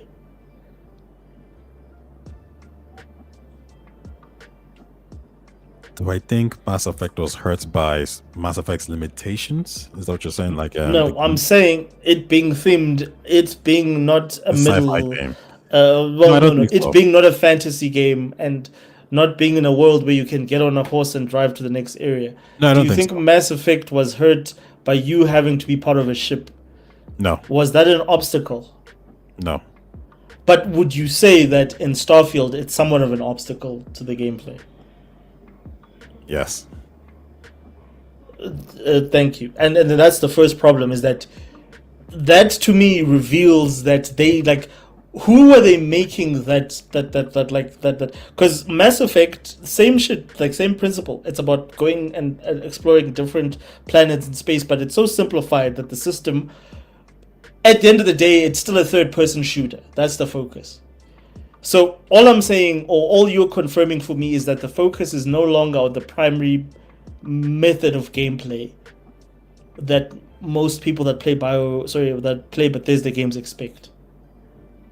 Libra King says Starfield is just Mass Effect Andromeda with limited imagination. If both actually combined the two ideas, it would be an outstanding game. Yes, 100%. But do you think the mechanics are limiting Starfield versus a Fallout versus Skyrim? I don't think Starfield's mechanics are necessary. I agree that there's some limitation, but I think Bethesda didn't mitigate that limitation. So remember what I told you about how, and I had the notes on this, but I'll talk about it later. Basically, you have all these when it comes to story content, Starfield has probably more story content than Skyrim and maybe even like Fallout 4 put together. Maybe it does. I'm just making that up, but like it has a lot of content. The problem is that content is spread across 1,000 planets. Why? Right? And then to get to these story points, you're doing the same thing over again. You're going to your ship, loading screen. You're flying up, loading screen. You're going to the world map, loading screen. There's too much hindrances in your way. So either you find a way to make that thing seamless, but you probably can't because there's still too many steps. So what you should have done is you should have made every single planet feel exceptional. So as soon as you get to, and I like these are some of the points I made. You get to Paradiso. No, sorry, forget about Paradiso. You get to not New Atlantis. You get to the city of Neon. You get to Neon City, right? Cool. Mm-hmm. Neon is Neon, what it is, yeah. However, on Neon, there's just a continent, and there's multiple continents. So from Neon, you can then go on to Paradiso, because once Neon started to develop, the Paradiso people, the rich guys, decided to go over to Neon as well, and in their own little section, in a whole different sector, set that up. Yeah. And then you have the situation where those that mission happened, where those people who were sleeping and they wanted to go to Paradiso. So now every single mission on Neon is on Neon, but the Paradiso mission is not on Paradiso's planet anymore. It's now on Neon as well, in a separate location. And then here's another part. There's a planet called XYZ, whatever it is, yeah. And it's a planet where you have a situation where you have people who are trying to rehabilitate criminals, and you have these bounty hunters who are trying to kill them because some locals don't like it. How about you make the locals the people of Paradiso who are now landing on the planet? So now you're not just making 3 story points that are on 3 different planets, you put them into one, but you also connected them from a story perspective. That means that planet Neon becomes far more memorable, far more interesting. And as you're going from Paradiso's landmass to Neon's landmass, as you're driving or whatever it is, you're getting these small story points in the middle that you normally find on all these other random planets, which makes the planet feel more lived in. That's how they should have done it. But instead, they were obsessed with this idea of, we made 1,000 planets and we want you to see all them all. That's a problem. This is like CD Projekt Red or The Witcher or whatever you want to call it. CD Projekt Red, creating like 100 stories in The Witcher, and rather than them saying, okay, you know what, here's the story, and these are all side missions. What they did is they force you to play 100 missions to get to the end. It tires you out. It bores you. I think this is the problem they had. So I agree with you that. I agree with what you're saying. My problem is they didn't mitigate that problem. They decided to just do whatever the hell wanted to do, and I get it. They created 1,000 planets. They wanted you to see them all. However, that was detrimental to the actual gameplay. Yeah, and the thing is, like, I don't understand what the point of that was. What was that supposed to progress? What was it supposed to make better about how they design games? Like, for me, like, if I had to design, like, Starfield, it would be the easiest game in the world to make, because my pitch would be simple. Skyrim in space. So the whole game, and I think I've said this to you, you pace the whole game how you paced Skyrim. You come into this whole world and you start off almost like you're starting off right there with the dragons, because they put you in a position where you meet the threat or the thing that you're going to be dealing with from the get-go. Do the same thing with the Star Kids and whatever, the Star Lords. So the first thing that happens has all that shit involved. The lore to do with the Star Child, what is it called? The Starborn? And all that. You bring that shit in from the beginning. You put the player in a position where they can choose, okay, cool. So this is already built into part of the story. I'm not going to advance it 60 hours in. Where do I decide to go? Because the formula, excuse me, the formula for Skyrim is very simple. It's very straightforward. And it's easy to replicate. And for me, it puzzles me why they didn't just replicate that. Because it would have worked. Because that's what everybody was looking for. Is that, okay, cool, so we know what our part is. We know who the main or the central villain or the central trait is. Okay, in the Skyrim world, it was dragons. Here it will be the Starborn. Alright, cool. So how do I start my journey in this world that links to the story? That's it.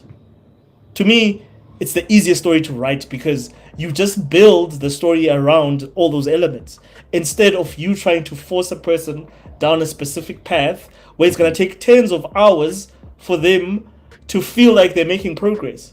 Whereas, again, what made Skyrim so good is that everything that it's very similar to The Witcher 3. Everything that you do around the story progresses the main story, or helps progress the main story.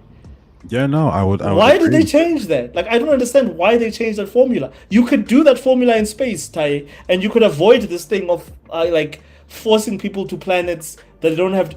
You go to that planet when you need to go to that planet.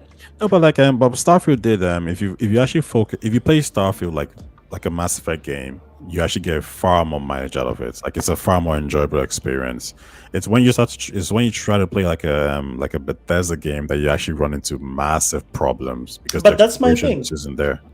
Why don't you just make that same? It's the same formula of you start off like how Skyrim starts off is that the dragons being tied to the main plot is the reason why you are let free in the first place. Am I correct? Because there's a dragon attack, you're about to be executed as the Dragonborn, that affects your execution. But at the end of the day, you still have to decide, are you going to go with the Emperor, or are you going to go with the Vikings, or the, what are they called? But like the Norse, right? Yeah. And then that determines your journey. So what would have stopped you in this game to say exactly the same thing? That the first thing, instead of being in this pointless mine where nothing happens, is immediately you run into maybe a ship of a Starborn, and then immediately you take something from them, like it's been done a million times, but you interact with them in a way that it affects you, that it makes you part of the main story. But now you know where you have to go next, right? Yeah. Your path is charted in terms of the planets. You can get to that planet and do a million things, but it follows the same formula that all. There's no reason Bethesda had to abandon the Bethesda formula. That's basically what I'm saying. I think, yeah, no, I mean, there's a lot of agreement here. I think the issue that they ran into is, I think time also played a role in it as well, to be honest with you. When I say time, I mean, it seems like they had an idea for this game, and it's supposed to be a survival game. We've all seen, the examples. And clearly that got dismissed towards the end of the game. Like they completely just got rid of that. So if they had this, if they had a proper project management, if they had somebody who had a clearer vision, we probably would have got a far superior game. I wouldn't be surprised if, obviously, if this game was actually vastly different from what we actually got in the end. It seems like it's 100%, and you can just tell that honestly, this game was probably it should have been delayed a year. I almost feel it should have been delayed a year. So my question is, why was it drastically different? Like, why do you think they changed it? Because it wasn't fun. Remember, Todd Howard said there was in an interview he was doing. Okay. So, for example, if you're playing Skyrim, and there's a mechanic that's not fun, it's very easy for you to, get rid of it and refix it. The problem with Starfield is you're dealing with so many different concepts. You're dealing with land vehicle. You're dealing with grounded gameplay. Then you're dealing with the fact that there's 1,000 planets. And you're dealing with the fact that there's a ship, and then you're also adding the fact that there's base building.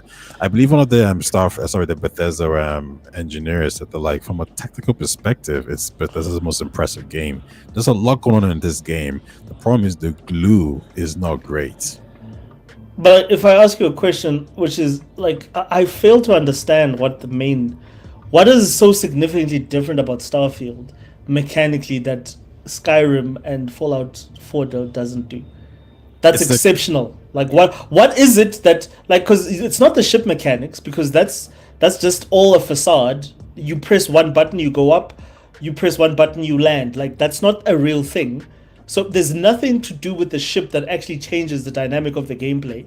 It's not the traveling through space, because that's another facade, because you can press on a planet and you can just instantly go and land there. So what is it in gameplay? This is what I fail to understand. This is why I say that there was no reason they had to change it, is because I don't see it, what is it that they did in that game that was a drastic improvement or difference from what they've done before. Maybe you can point that out to me. Are you referring to the fact that sorry, hold on. Lack of enemy variety, says Liber. Sorry, it's the setting. If the game had actual alien military combat instead of human to human, it would be great. There's agreement there. Lack of enemy variety. Yeah, that is also agreement there. There was too many. It felt very samey. I remember when I would go into somebody's side spots to explore, and it was always the same robots, torrents. Exactly. And I was like, what the precisely. So basically what I'm trying to get to the bottom was that what did Bethesda invest time in that was drastically different from the Fallout and the Skyrim games that justifies that cost in investment in that particular mechanic that they did in Starfield? I would say okay, I think this is a little bit layered. So the first thing I'll say here is they claimed that New Atlantis is the most detailed planet that they've ever created in terms of things to do, right? Yeah. So there's money there. Was it in your experience? I'm not too deep into Fallout 4, so I can't really make that claim. But they're saying it's the most handcrafted things that they've made, right? So there's that. So in your experience, if you had to rate it in terms of handcrafted worlds from what you've experienced, is it in your top 5? No, there's not. No. I don't even remember what's in New Atlantis, bro. It's 5 little freaking buildings that you have to go into. But you see, I think the other problem with New Atlantis is, I think from an aesthetic point of view, a lot of the planets didn't really stand out. Now, fair enough, you could say, no, they didn't. There's neon, but I've seen better neon. Cyberpunk is a better neon. Yeah, it's a better. That's what I was exactly gonna say. Is that one club in Cyberpunk is better than the entire neon world in terms of just art design. Yeah, so from an artistic point of view, in terms of planets, they completely botched that. However, I think the NASA punk aesthetic, they nailed it perfectly. It's great. No, I agree, but wasn't great. I will say that that's the same thing that they did with Fallout 4 and what do they call not even the dystopian look. Who's the mascot? The blonde. Fallout Boy. Fallout Boy, which is a band actually. That's why I couldn't But yeah, so Fallout Boy with the smile and everything, the iconic look and the blue suits, that's all part of the world building, right? And they nailed that with Fallout. Same with if you go to Skyrim and the Norse setting of the world, they nailed that. So we know they can do world building. So the NASA thing, and then that doesn't cost money. That's not where they put all their money. So what I'm asking is, what is it that they did that was like, if I had to ask Todd Howard to justify Starfield for me, it would be, Todd, over Fallout 4, over Skyrim, what did you build in this game that progresses games or gameplay or video games in general? What did you introduce in this game that changes, that makes it a different experience? I would say I think it's everything, to be honest. And I know that sounds a bit like a cop out when I say everything. But that's my thing, is that what is it that it does better? Like, give me one thing. Like, I can tell you, like with the Fallout franchise. I can expand on some of this a little bit. I would say first and foremost, there's probably more content in this game than any other Bethesda game. So that's number one. So there's just that improvement overall. So that's that. Oh, but okay, I'm gonna stop you there. Go on. Because content, I've got issues with. What content did you add to Starfield that made Starfield a better game? If you want to talk about the better game, I think that's or improved, right? like okay, let's not say better. Like, what content did you add that made it a substantially better product, or a substantially more complete product? So I'm not even measuring how people feel about the content. I'm saying, what did you add? Like, for instance, if I put in a car that is 120 something kilowatts, I put in like whatchamacallit, I add in, or I smooth in, or like, let's say I add a chip that does something to the car and increases like the takeoff, and it adds a little bit of kilowatts in power. That is something I've added to the car to make it in terms of improvement, in terms of performance, to make it better. Same with a computer, for instance. You can overclock it, or you can add more memory from 32 to 60. What did they add to Starfield that they didn't have in any Bethesda game before? That made it a better product?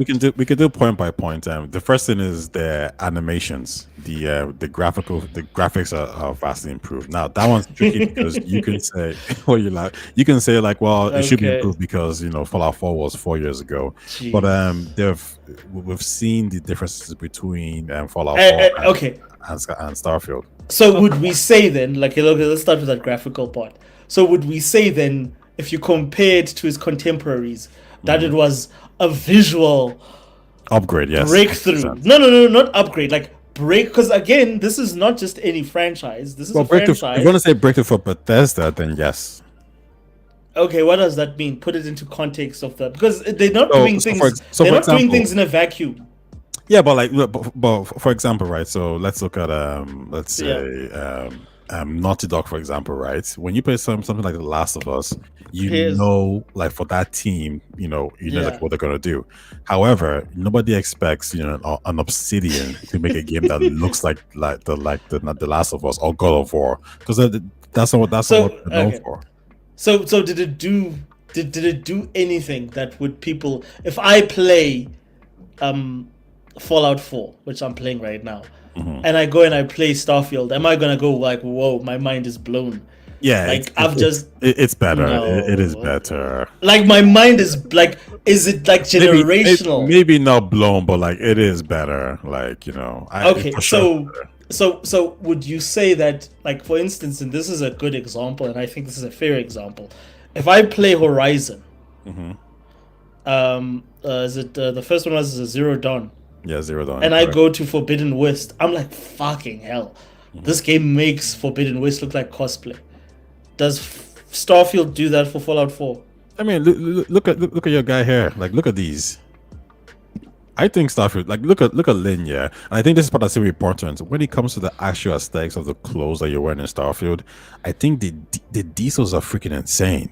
Like, I haven't played Fallout 4, but I don't know if any of the graphical details. Like, look, the look armor. At the helmets, right? The armor looks great, correct? Like, look, the armor, the what they call it, your power suit, the power suit that you get, and it's quite detailed for the time.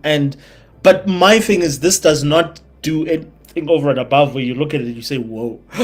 Like going from Fallout 4. but here's what I'll say, yeah, maybe not over and above, yeah, but I think we're gonna see larger changes simply because. Sorry, let me just get to Logan's point, which is he says, unfortunately, I think BioWare has lost a tremendous amount of goodwill with their last few releases. This will require heavy lifting on the marketing department. Agreed. Yeah, I agree. I don't think the next Mass Effect game can be saved. I think it's going to be the same shit show as, be honest, as Dragon Age Veilguard. I think it's going to be exactly case in point the same situation because they've changed nothing. They've just gone on with the same system. Yes, I know what they're saying, but since Andromeda, they've gone from a system where they had different different BioWare teams working on, like, for instance, the Dragon Age franchise, and then you had a different team working on the Mass Effect franchise. And now what they have is just one team that just works on all the games. So if you're expecting the team that made Veilguard to make you a different game with the next Mass Effect because the director is different, I'm sorry to tell you, I doubt that. Like, unless there's like drastic changes, I doubt that. You're getting the same more or less product that you got with Veilguard. If you liked Veilguard, you'll probably like the next Mass Effect. If you don't like Veilguard, good luck with the next Mass Effect. Sorry, I just had to. Yeah. No. I think I get you. I would say that it's up to BioWare to change or to get the fans who are a little bit worried. It's up to them to convince them that this is going to be different. If it is going to be different, we've seen obviously Michael Gamble already. State certain things like, hey, listen, don't worry, it's going to be different, whatever it is. And that's fine. I don't think fans need to trust him or believe him because showing is seeing.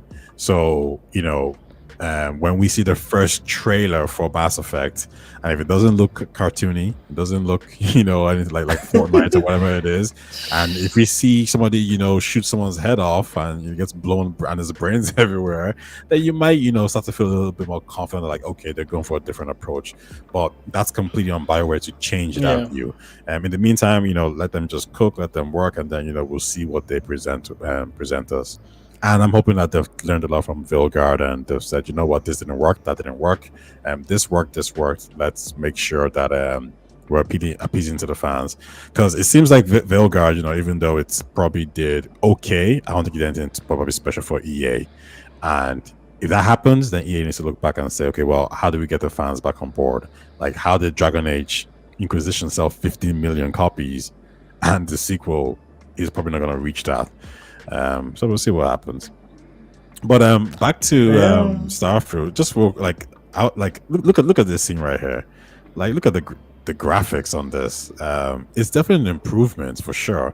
And I think the reason why it's hard to really give them props for this is because they're still an open world game and they're still using the creation engine.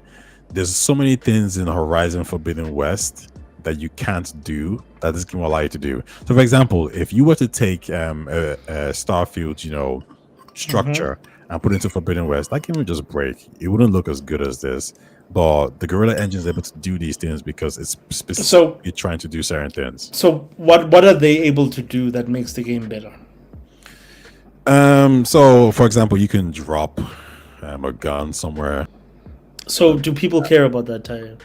Well, this is the part I think was interesting. Me, Tony, some of my friends were having this discussion, and Tony was kind of the opinion like, no, he doesn't care about that kind of stuff. However, the guy I was on the podcast with, he made a very good point, which is like, well, if this is what the fans have always wanted, and used, but like, my only pushback to that is that the fans have always wanted you to just do a similar structure to Skyrim and Fallout, and you have fucking sandwiches showing up everywhere. You can't do that.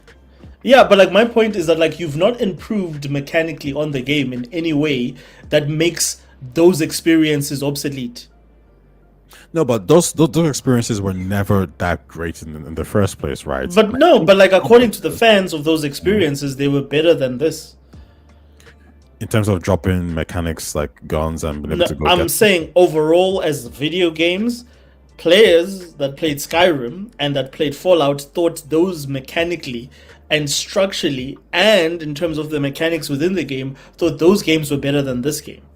That's not a fair description of the game. Like that's not a good analysis. That's more of an overall description. So, for example, if you were to say, "What does Starfield do better than the previous games?" One thing you can say is, for example, when it comes to the base building, it seems that Fallout 4 was better. That seems to be agreed on by the fans.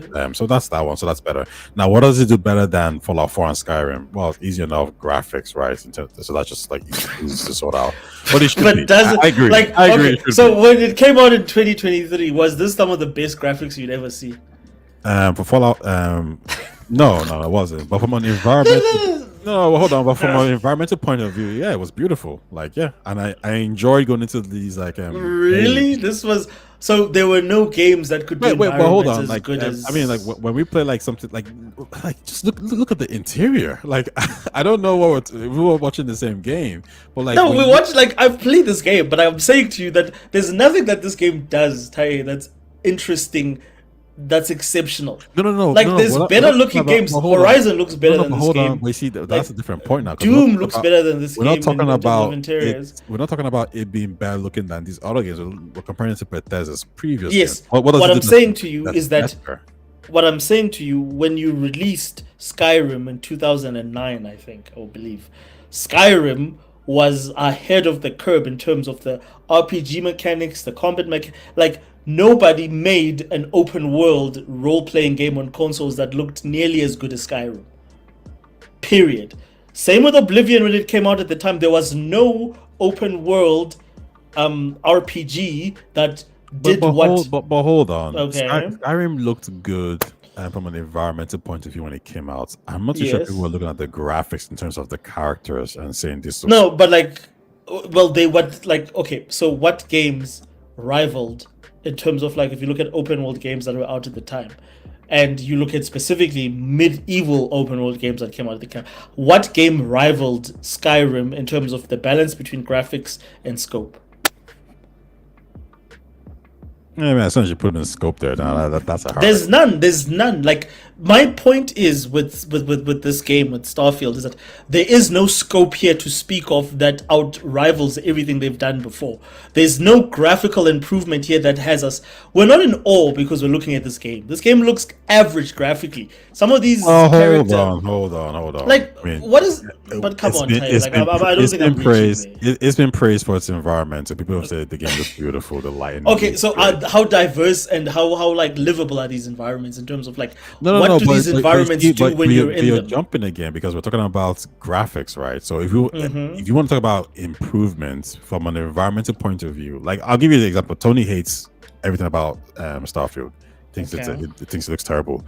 But the only thing he keeps saying is like the game looks beautiful. When you're going on these planets and the moon is there and the sun is shining, it's like from an environmental point of view, the game looks dope. And he's like, that's the only props I give it. Everything else sucks. So from a graphical point of view, at least from an environmental point of view, the game does look good.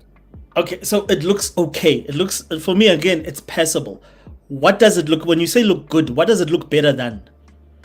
From an environment, I can't think of any other game. Like, can we look at games that were released around the same time or around the same generation? I mean, well, it looks better than Elden Ring, I'll give you that much. Of course. Like, and I say this the same thing to every single like, and I don't know if I was talking to you. I said Elden Ring is an ugly looking game. Graphically, it's a very ugly looking game. It's not a pretty game. Like you can tell me about anything that you like about like I don't know it's this, but it's using an outdated engine. And the just the look of the game is it's a game from 2015 2018. It's not I think it was Luke. I said that Demon Souls looks better than Elden Ring in terms of like if you had to bring it to the modern era and you had to look at like impressive graphics. So I agree with you there. And I think with Starfield, I believe Bethesda did exactly the same thing. They relied on tried and tested mechanics from their previous games that people were familiar with, similar to Elden Ring. But unlike Elden Ring, they brought nothing new for those guys to say, wow, look at, like, because the one thing that Elden Ring does differently from the other Dark Souls games is that for the first time now you have an open world where that's the first thing, if we talk about improvements, Everyone will say, but the open world is a huge improvement from any other Dark Souls game you've played before. It changes and revolutionizes everything that you've experienced in an Elden Ring game before. And I'm saying to you, my problem with Starfield is that it doesn't change or revolutionize anything in a meaningful way from any other game that Bethesda has made. But you see, my argument is it doesn't really even have to, right? So, I mean, like, first of all, Logan says, yeah, that this graphic argument just seems like a preference. And I think sorry, let me get up another one of his points he said. Yeah. He says, this is an issue of over-refining. Some game mechanics that end up making them only more simplistic, not really new. And I would agree there, yeah, because even when I look at something like Elden Ring, like, what does it do that is necessarily new? It kind of just takes the Sekiro formula. It takes the Dark Souls formula, the Demon Souls formula, and it kind of puts it into an open world setting, and kind of makes 100%. And that game is like amazing for a lot of people, right? But that's because you're dealing with an Elden Ring game. You're having a Souls like game in a very open world setting. 100%, and that changes. Yeah, but see, Elden Ring didn't even do anything from a graphical perspective. No, it didn't. And I agree with you. But here's the thing, yeah, I'm saying that Starfield's aesthetics, number one, is dope. But when you look at things like going into a building in Starfield, the clutter, all these details, I think that's a vastly improvement thing that not many games do. I don't know if I've walked into a cyberpunk set. Like, look at this. Like, what are we talking about? The environments look great. Like, and the characters look like plastic figures. Like, again, that's my problem with this whole thing, is that you're not bringing balance of new features that are going to sort of like, well, you know what, we can overlook this because you've done this thing incredibly well. Starfield does, like, the problem with Starfield is that it does not excel in anything exceptionally in any way. You can compare it to Baldur's Gate 3, a game that, if you had to compare it to its predecessors, you had to compare it to its competitors or its contemporaries in the same genre. It improves everything. Overall thing. But let's get to the comments real quick. It says, you can compare the Young Sandwiches says, you can compare the graphics fine, but what does the engine in those pretty games allow you to do? True. Well, like in pretty games, like which one? Like Baldur's Gate? Everything you want to do within the world, that engine allows you to do it. Probably maybe more Horizon, I imagine. Well, I mean, like, again, Horizon is... and I hate the fact that they've reduced everything into an RPG. I don't consider Horizon an RPG. It's an action adventure. Starfield is supposed to be a Bethesda RPG, which means that you're dealing with one of the most detailed RPG experiences you can get out of a game. And in the year it was released, there were at least 3 to 4 more better RPGs released in that same year in terms of like what they did for that franchise, for that series, for the genre. Like, Starfield has added nothing to the RPG genre or to the Bethesda game genre. I loved Starfield when it came out. I enjoyed the game. I didn't finish it, but it is just not an experience that you can hold up against the best that Bethesda has done, which was, like, for instance, Fallout 3. Fallout 3, you compare it to the games that were released in that generation, it moved the envelope. New Vegas, quadruple that. You move on to, like, Skyrim, and what Skyrim did, like, it's day and night. The only thing that I think that Starfield was, it, in terms of being a successful franchise, it did well in sales, but it did nothing for Bethesda. Well, Young Sandwiches says, you are still restricted in Baldur's Gate on where you can go and what you can do. It has rules to the world. Bethesda games are designed to do everything possibly imaginable. Like, travel very slowly to a distant planet which has no gameplay implications. Like, what's the point of that? What do you gain from that experience? But I think here's what you're kind of doing. You're kind of grouping. You're saying, like, Starfield didn't, advance the RPG genre in any way, shape, or form more, and it's something. Or and I think that's Bethesda. A fine critique. Oh yeah, I think as a company in terms of critique. However, I think if you go point by point, except they put and you Paris compare in it the game. to Bethesda games, you realize there's some differences. So, for example, right, we were talking about graphics, and you're like, no. I would say the environmental graphics are superior. I think they've done a good job with the clutter, and I think this is probably I agree. I think this is some of the best that they've done. But then I'll even go further and say, hey, listen, from a shooting perspective, like, how many RPG games have better shooting mechanics than Starfield. You probably say Cyberpunk, and you probably be hard Yes. pressed to find other games. Exactly. So, in comparison to Fallout 4, Bethesda has actually done a really good job when it comes to the shooting. I agree. So that's an improvement. When it comes to like, okay, obviously base builds and all that kind of stuff, okay, that's kind of flopped. But facial animations, I think they've done an improvement on what they normally do. Like Lynn Okay, so this looks comparable to Horizon in terms of like at some point it can look good. Sprites and models. At some point, no. But I think Horizon is a very different game though, because Okay, fine. nobody ever expected. Fair enough. Then we get into technicalities.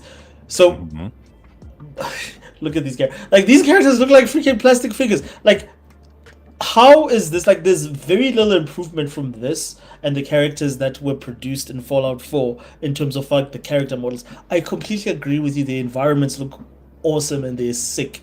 They're great. But in terms of like the environments do not change drastically the gameplay experience. It's still a shooter and it's still confined within the mechanics of a shooter.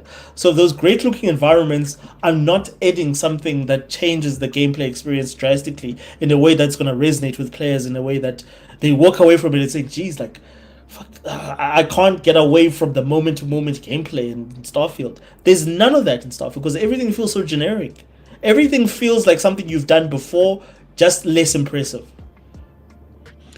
I'm not even like really disagreeing with some of that, but I do think it's helpful to go point by point, and I think Starfield does have its critique. It doesn't do anything for the RPG genre. I completely agree. I think there's other games that do a much better job. However, if you were to ask people, well, let me see what Logan says. It says a lot of the graphics arguments are ancillary to what makes the game good. Starfield was disappointing because the game is boring, not the way it looks. Yeah, I think most people would agree with that. I agree. So again, if like simple solution, if the guys this is why I say, going back to what we started this whole conversation with, is that if your writers write you a competent story, like if your writers can write you a 11 out of 10 story for your game, and then that what brings your project together, I don't care what flaws you have in the gameplay and anything else that people find, that will carry your game. I can almost guarantee you, I can almost bank for a Western game, I can almost bank you that your story will carry you through. If everything else is competent and your story is exceptional, your story will carry you. The problem with this game is, it's the problem with most Western games today, is the fact that the story is incompetent in most ways. Like it doesn't add anything new, and it's there's nothing about Starfield's story that sort of like, wow, like the narrative is not a BioShock. It's not something that is gonna blow you away when you finish with it. It's just it's forgettable.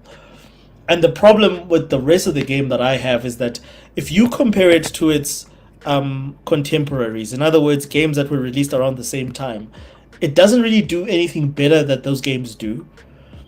And if you compare it to the previous Bethesda games that have come before, it also doesn't really mechanically, like, there's nothing that people can say, wow, you know what, when we went from Fallout to Starfield, for Bethesda, it was a huge revolution, because now we could finally get from characters that could just walk on the ground, now they could swim and they could do this. There's none of that sort of transcendence. Like, I don't see that. I get what you're saying, and I think probably Logan is probably articulating what you're saying as well.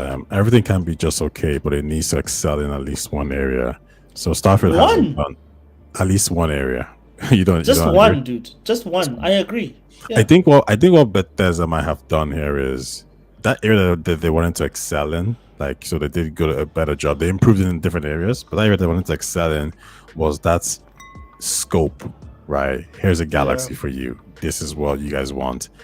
Unfortunately, that wasn't the case, because that didn't feel like a gameplay mechanic. It actually felt like a 100%. Hindrance to the gameplay. So it seems like, if you're asking me where did they pour their money, it seems to pour their money into this mechanic right here, going from planet to planet, 1,000 planets, and procedure generated planet zones, and unfortunately it didn't work out for them. So my only question with that whole planet to planet mechanic is that even that mechanic, a lot of people thought it was an actual physical mechanic, but it turned out it's a button press. Mm-hmm. You understand the disappointment. Like a lot of the people, Yeah. Angry Joes and all these critics that we're expecting, like that are like guys that like games that are super ambitious. Like what's that PC game that will never release? Star Citizen. Star Citizen. They were disappointed that you don't even control anything on the ship. It's all just a screensaver, basically. You press a button and the whole thing happens automatically. You don't control how you leave the atmosphere, none of that there. So for me, it's things like that I feel that, like, if they're saying that they did better traversal mechanics, then the whole traversal of you, like, for me, I get it. Like, give me the choice. Say, well, you know what? If you don't want to do this, you only have to do it the first time. Then you don't have to land the ship every time. You can hire, you can add it to the RPG mechanics. You can hire a pilot that can land your ship for you. But if you don't have a pilot, then you have to do it yourself, which means that you have to take your ship off the planet, leave space, and, like, can you imagine, like, do you, like, again, going back to what you were talking about, survival mechanics, those mechanics would have enhanced the game and not just made it a screensaver. It's not a gameplay mechanic if you are just literally, all you're doing is, like, it's worse than the horse, Tai, if you think about it, because the horse actually has to traverse different actual environments and stuff that you have to, like you have to land on rocks, on different terrains. This thing just, within a screensaver, it's you're on a different planet, on a different set of rocks. Yeah. No, I agree. Listen, I think what you're saying is like I'm not gonna disagree. Like these were the problems. Initially when I was dealing with the loading screens, I was like, oh, okay, it's not too bad. But there's a point in the game when you're like, what the hell is going? Like, this is Exactly. irritating. This is really like, this Exactly. doesn't need to be here whatsoever. Who designed Agreed. this? And then Ag- and it's the lack of the fact that they make things very easy for you to hate, right? So, you do a mission, you talk to somebody, the person say, oh, can you go talk to this other person on this other planet? You go, load the screen again, talk to the guy on a different planet, and then he'll tell you to go back to that person. And it's like, you're exactly. literally making me, interact with the problem with the game, the loading screen. Like, you're not even trying to hide it. So, no, I agree. And that's No. actually why I think the game probably was 2 years too early. Sorry, 2 years. Yeah, 2 years too early. I think the game should have Yeah. came out a while later. So my thing is, again, I don't even think it's a year problem, because I think it's what we're seeing with most games, and it ties to the larger problem. Probably this is probably my closing point. Is I think it ties to the larger problem. Going back to what I said about Red Dead Redemption, and I look at the quality of Red Dead Redemption's just dialogue and the cutscenes, dude. Like, I was so engrossed, and this is weird because this is not something that happened 5 years ago. This is now me playing this game. The first, like with Red Dead, like, you'll play the first couple of cutscenes, and then you'll sort of, like, maybe passively play the first one.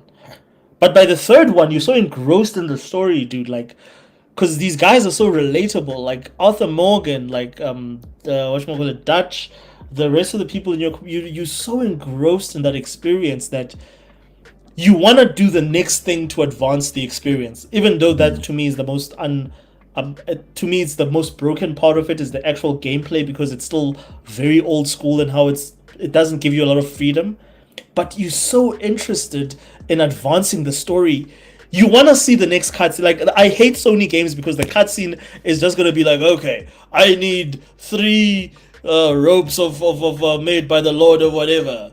Blah, blah, blah. Can you go and get them from the mountain? Yes. And every single time you are in a situation where there's a challenge, Atreus or whatever, maybe we should take the rope. Those games, they telegraph everything to do with gameplay to you as the player. They treat you like a moron. And I was playing this game and I'm like, dude, like, it's not a difficult game to play. It's very accessible mechanically. But story-wise, it's treating me like a grown-up. It's telling me a story that I could pay a subscription to HBO to watch just for that story. And to me, that is what is separating, like how people make games in the future. And I don't know if they're gonna get this right with Grand Theft Auto 6, but I'm saying that the developers that we're gonna love forever, that it's the same reason people love Nintendo for gameplay. Sony is gonna lose that title very soon because they're not able to like, they've proven to us. Sony has not made a game in the last 5 years that people were impressed with the narrative of. That was not a remake. So I think Sony's gonna lose that crown. They had it for the PS4 era, they've lost it. Microsoft has never been able to get close to that. It's the smaller companies that are going to be able to nail that. Like it's going to be your Space Marine 2s, it's going to be your what's the other one? Even Hades 2 I think is a good story.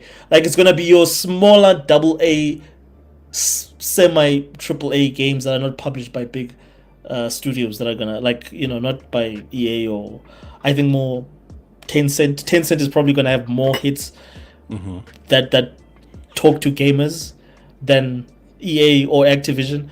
People are so tired of Call of Duty. It can't bring you anything new anymore. What's Fallout gonna do for you? Sorry, not Fallout. Fortnite. What's Fallout gonna do for you? What's the next? Well, I think this. I get what you're saying. I disagree with the Sony part of it. I think Sony is still prime, but we're looking at studios now like Obsidian. We're looking at even the guys making Fable, Playground Games, and to see like what they can bring to the table. And so Sony might lose the title in terms of the best of the best, but I think they'll be up there as well. We just need to kind of see the way they the way they execute their strategy. Logan L says overall lack of vision seems to be the issue with a lot of modern games. Look at every AAA game. Projects gets restarted 3 or 5 times and ends up being a patchworked game, and that's what happened with Dragon Age, unfortunately. So, let me ask you a question, Ty. What was released this year that to you was as exciting? Like, if you take the year, which was about the 4th year, right? And I think I can still remember with the PS4. I could even go back as far as with the PS2. And even, I can even go back to the N64 and the PS1. I can tell you by the 4th year that some of the biggest, most exciting games had already come out for that generation. What in this year do you look at that you thought was not good games or games that were passable? Or what games did you play that made you rethink what you believe or like about gaming? There was none at all. Okay, so last year I think we had Baldur's Gate, correct? Baldur's Gate, yes. We had Baldur's Gate, and then the couple years before that we had. But was it that significant? I'm talking to you specifically. I'm not talking about the zeitgeist. In terms of what I played. No, this year I haven't played. What you felt like, no. And I'm talking to you specifically, I know when I play a game. For instance, the only other game this year that I played where I felt something like that was with Death Stranding, which I didn't play before because I was on Xbox. Fuck me, right? But Death Stranding is different as a game, dude. It's a different experience. It triggered things in me. I want to say metaphor, right? But the reason why I won't say metaphor is because it feels enough like Persona to me that doesn't feel like a completely new game. But for a lot of people out there, metaphor is like the Elden Ring of Atlas, right? So you could kind of count that. But in terms of I guess you could say quality, I would say that there's been a diminished. It hasn't been as good. But I also think the reason why it hasn't been as good is because a lot of these companies have kind of offloaded their load in quite a fast time. Sony, for example, they did it with The Last of Us 2. They did it with even Spider-Man, Horizon Forbidden West to an extent, and a lot of these were probably iterations of games that they already made. This is why I'm kind of looking forward to Intergalactica, just because it has the opportunity to be so different. You're not confined by the guns or the animations of Last of Us 2. Now you could probably jump. You could probably do crazy sword abilities. It could be literally a cross between Jedi Survivor and The Last of Us. That seems like a crazy good game. So when we start getting these new IPs, I think that's when we're gonna start seeing probably changes to the industry. Even Death Stranding 2. I'm not crazy about that, but from what I've heard, it's more action orientated than the previous ones. That's a game that I might be interested in getting. Have you played the first Death Stranding? No, I haven't played the first one.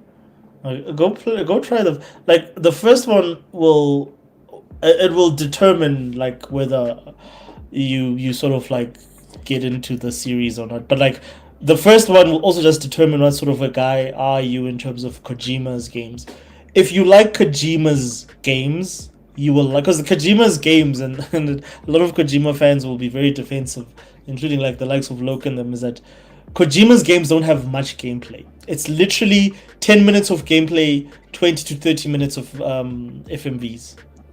That's his games. Like, there's very, like, if you look at all Kojima's games, I believe 90% of them are like 60% to 70% cutscenes, around 40% actual gameplay. Okay. And like, yeah, like if you like his games, you like his how he tells his stories, which I think is his strongest suit, then you'll fall in love with that. Like but the thing I'll say is this is my only thing is that I just feel that, like, for me, the industry is just not making the sort of experiences that caught me. Like, I didn't, like, just by me virtue of me seeing your trailer, I'm like, I'm interested, I'm in, I'm like, the only thing that they're still roping me in with is the names. It's like, okay, it's Mass Effect, it's Metal Gear Solid, it's the one that you liked, we're just remaking it. You understand? All the things that, like, aside from that, it's all the if I look at the games I'm playing now, Astro Ascending, Awakening, like most of the games that are on my Steam list are indie games. None of the big games have that same draw to me. I don't know if you feel that way. I get a lot of the arguments you're making, but I think there's an element of time, right? So I look at some of these developers, like, let's say I look at Naughty Dog, or I look at even the guys. Oh, it seems Ushers has been kicked out. We're about to finish up anyway, so we'll give him a few minutes to join, but let me go through these comments. Young Sandwiches says Baldur's Gate 3 is incredible. Alan Wake 2 as well. However, he prefers Alan Wake 2 over Baldur's Gate 3. And Helldivers for a time. I've never played Helldivers 2. It looked good. It looked interesting. At least from a core perspective. It's not one of those games I'll ever really pick up and play. But if I have like maybe 2 guys or whatever who wants to give it a shot, I'm willing to. And that's kind of it with the comments, guys. Any closing questions before we head off? Anyways, listen, thanks for coming through and joining the chats, commenting, asking the questions, participating in these discussions. It's always better when you can go back and forth to agree and disagree. And Ushers is back. No, sorry, I got third world internet. Nah, you're fine, man. Cool. Yeah, so I missed what you said. Like, sorry. Like, just a quick one. Logan, did we speak on the Mass Effect series? No, we didn't. But I think maybe tomorrow we'll speak a little bit more on it. Yeah. Podcast some time ago on it. But yeah, tomorrow I think we'll speak on it. This pod was a little bit scattered. We talked a little about Exodus. We talked a little about some of the important Mass Effect questions. But we might do maybe a more tailored one tomorrow or maybe Sunday. But I'll be sure to post something. So T, just so that we can structure that one, so we can follow so we don't jump around. So what are some of the key things that you want to focus or that you want to talk, so I can just go and structure it and then just make sure that I prepare talking points around those. Yeah, sure. I had some notes down that I wanted to pick your brains on. This one's more about let's talk about some of the Mass Effect 3 situations, kind of like the right? Okay. Sounds good. But I'll drop some more notes on them. I'll post it on the channel, and then so people can come beforehand. Cool. Just drop them to me as well, like one thing on if you send them, so I can just, because otherwise, like, I'm very free. I'm sure you've seen, like, I'm very freestyle. Like, but if you do give me a structure, then I can just focus on that, and then I'll keep my conversation and my talking points to that. Yeah, for sure. Logan, we'll talk about the Mass Effect TV show probably tomorrow or something like that. We spoke about it before, so we have some knowledge on it already. I think Ushers is skeptical. I'm also skeptical. But at the end of the day, there is some promise there based on the fact that what some of the directors have worked on the Marvel series before. When I say Marvel, I mean the Netflix ones, right? So Daredevil. We're gonna ignore Iron Fist, but we're gonna say Daredevil and Luke Cage, and also Jessica Jones. Jessica Jones was a good show, and so was Daredevil. So yeah, we're hoping for the best there. But I think we're pretty much done here. That's a 3-hour, 40-minute podcast, which is long enough. Next time I'll be sure to make some notes down so in case you guys want to go back and pick up the right ones. But yeah, Logan, look forward to seeing you next time. And yeah, the First Contact World Series, yes, we spoke about this. We'll speak about this again. Young Sandwiches, thanks for coming through. If you guys also, if you want to tell anyone what you're up to, what you're going to be making, any Dragon Age videos, Baldur's Gate 3 videos, Star Wars videos, etc., etc. No. I don't want to plug anything now until I put stuff up. I think it's so you can go check out. I've got like 2 videos on my current channel, but like I've not put up anything really since then.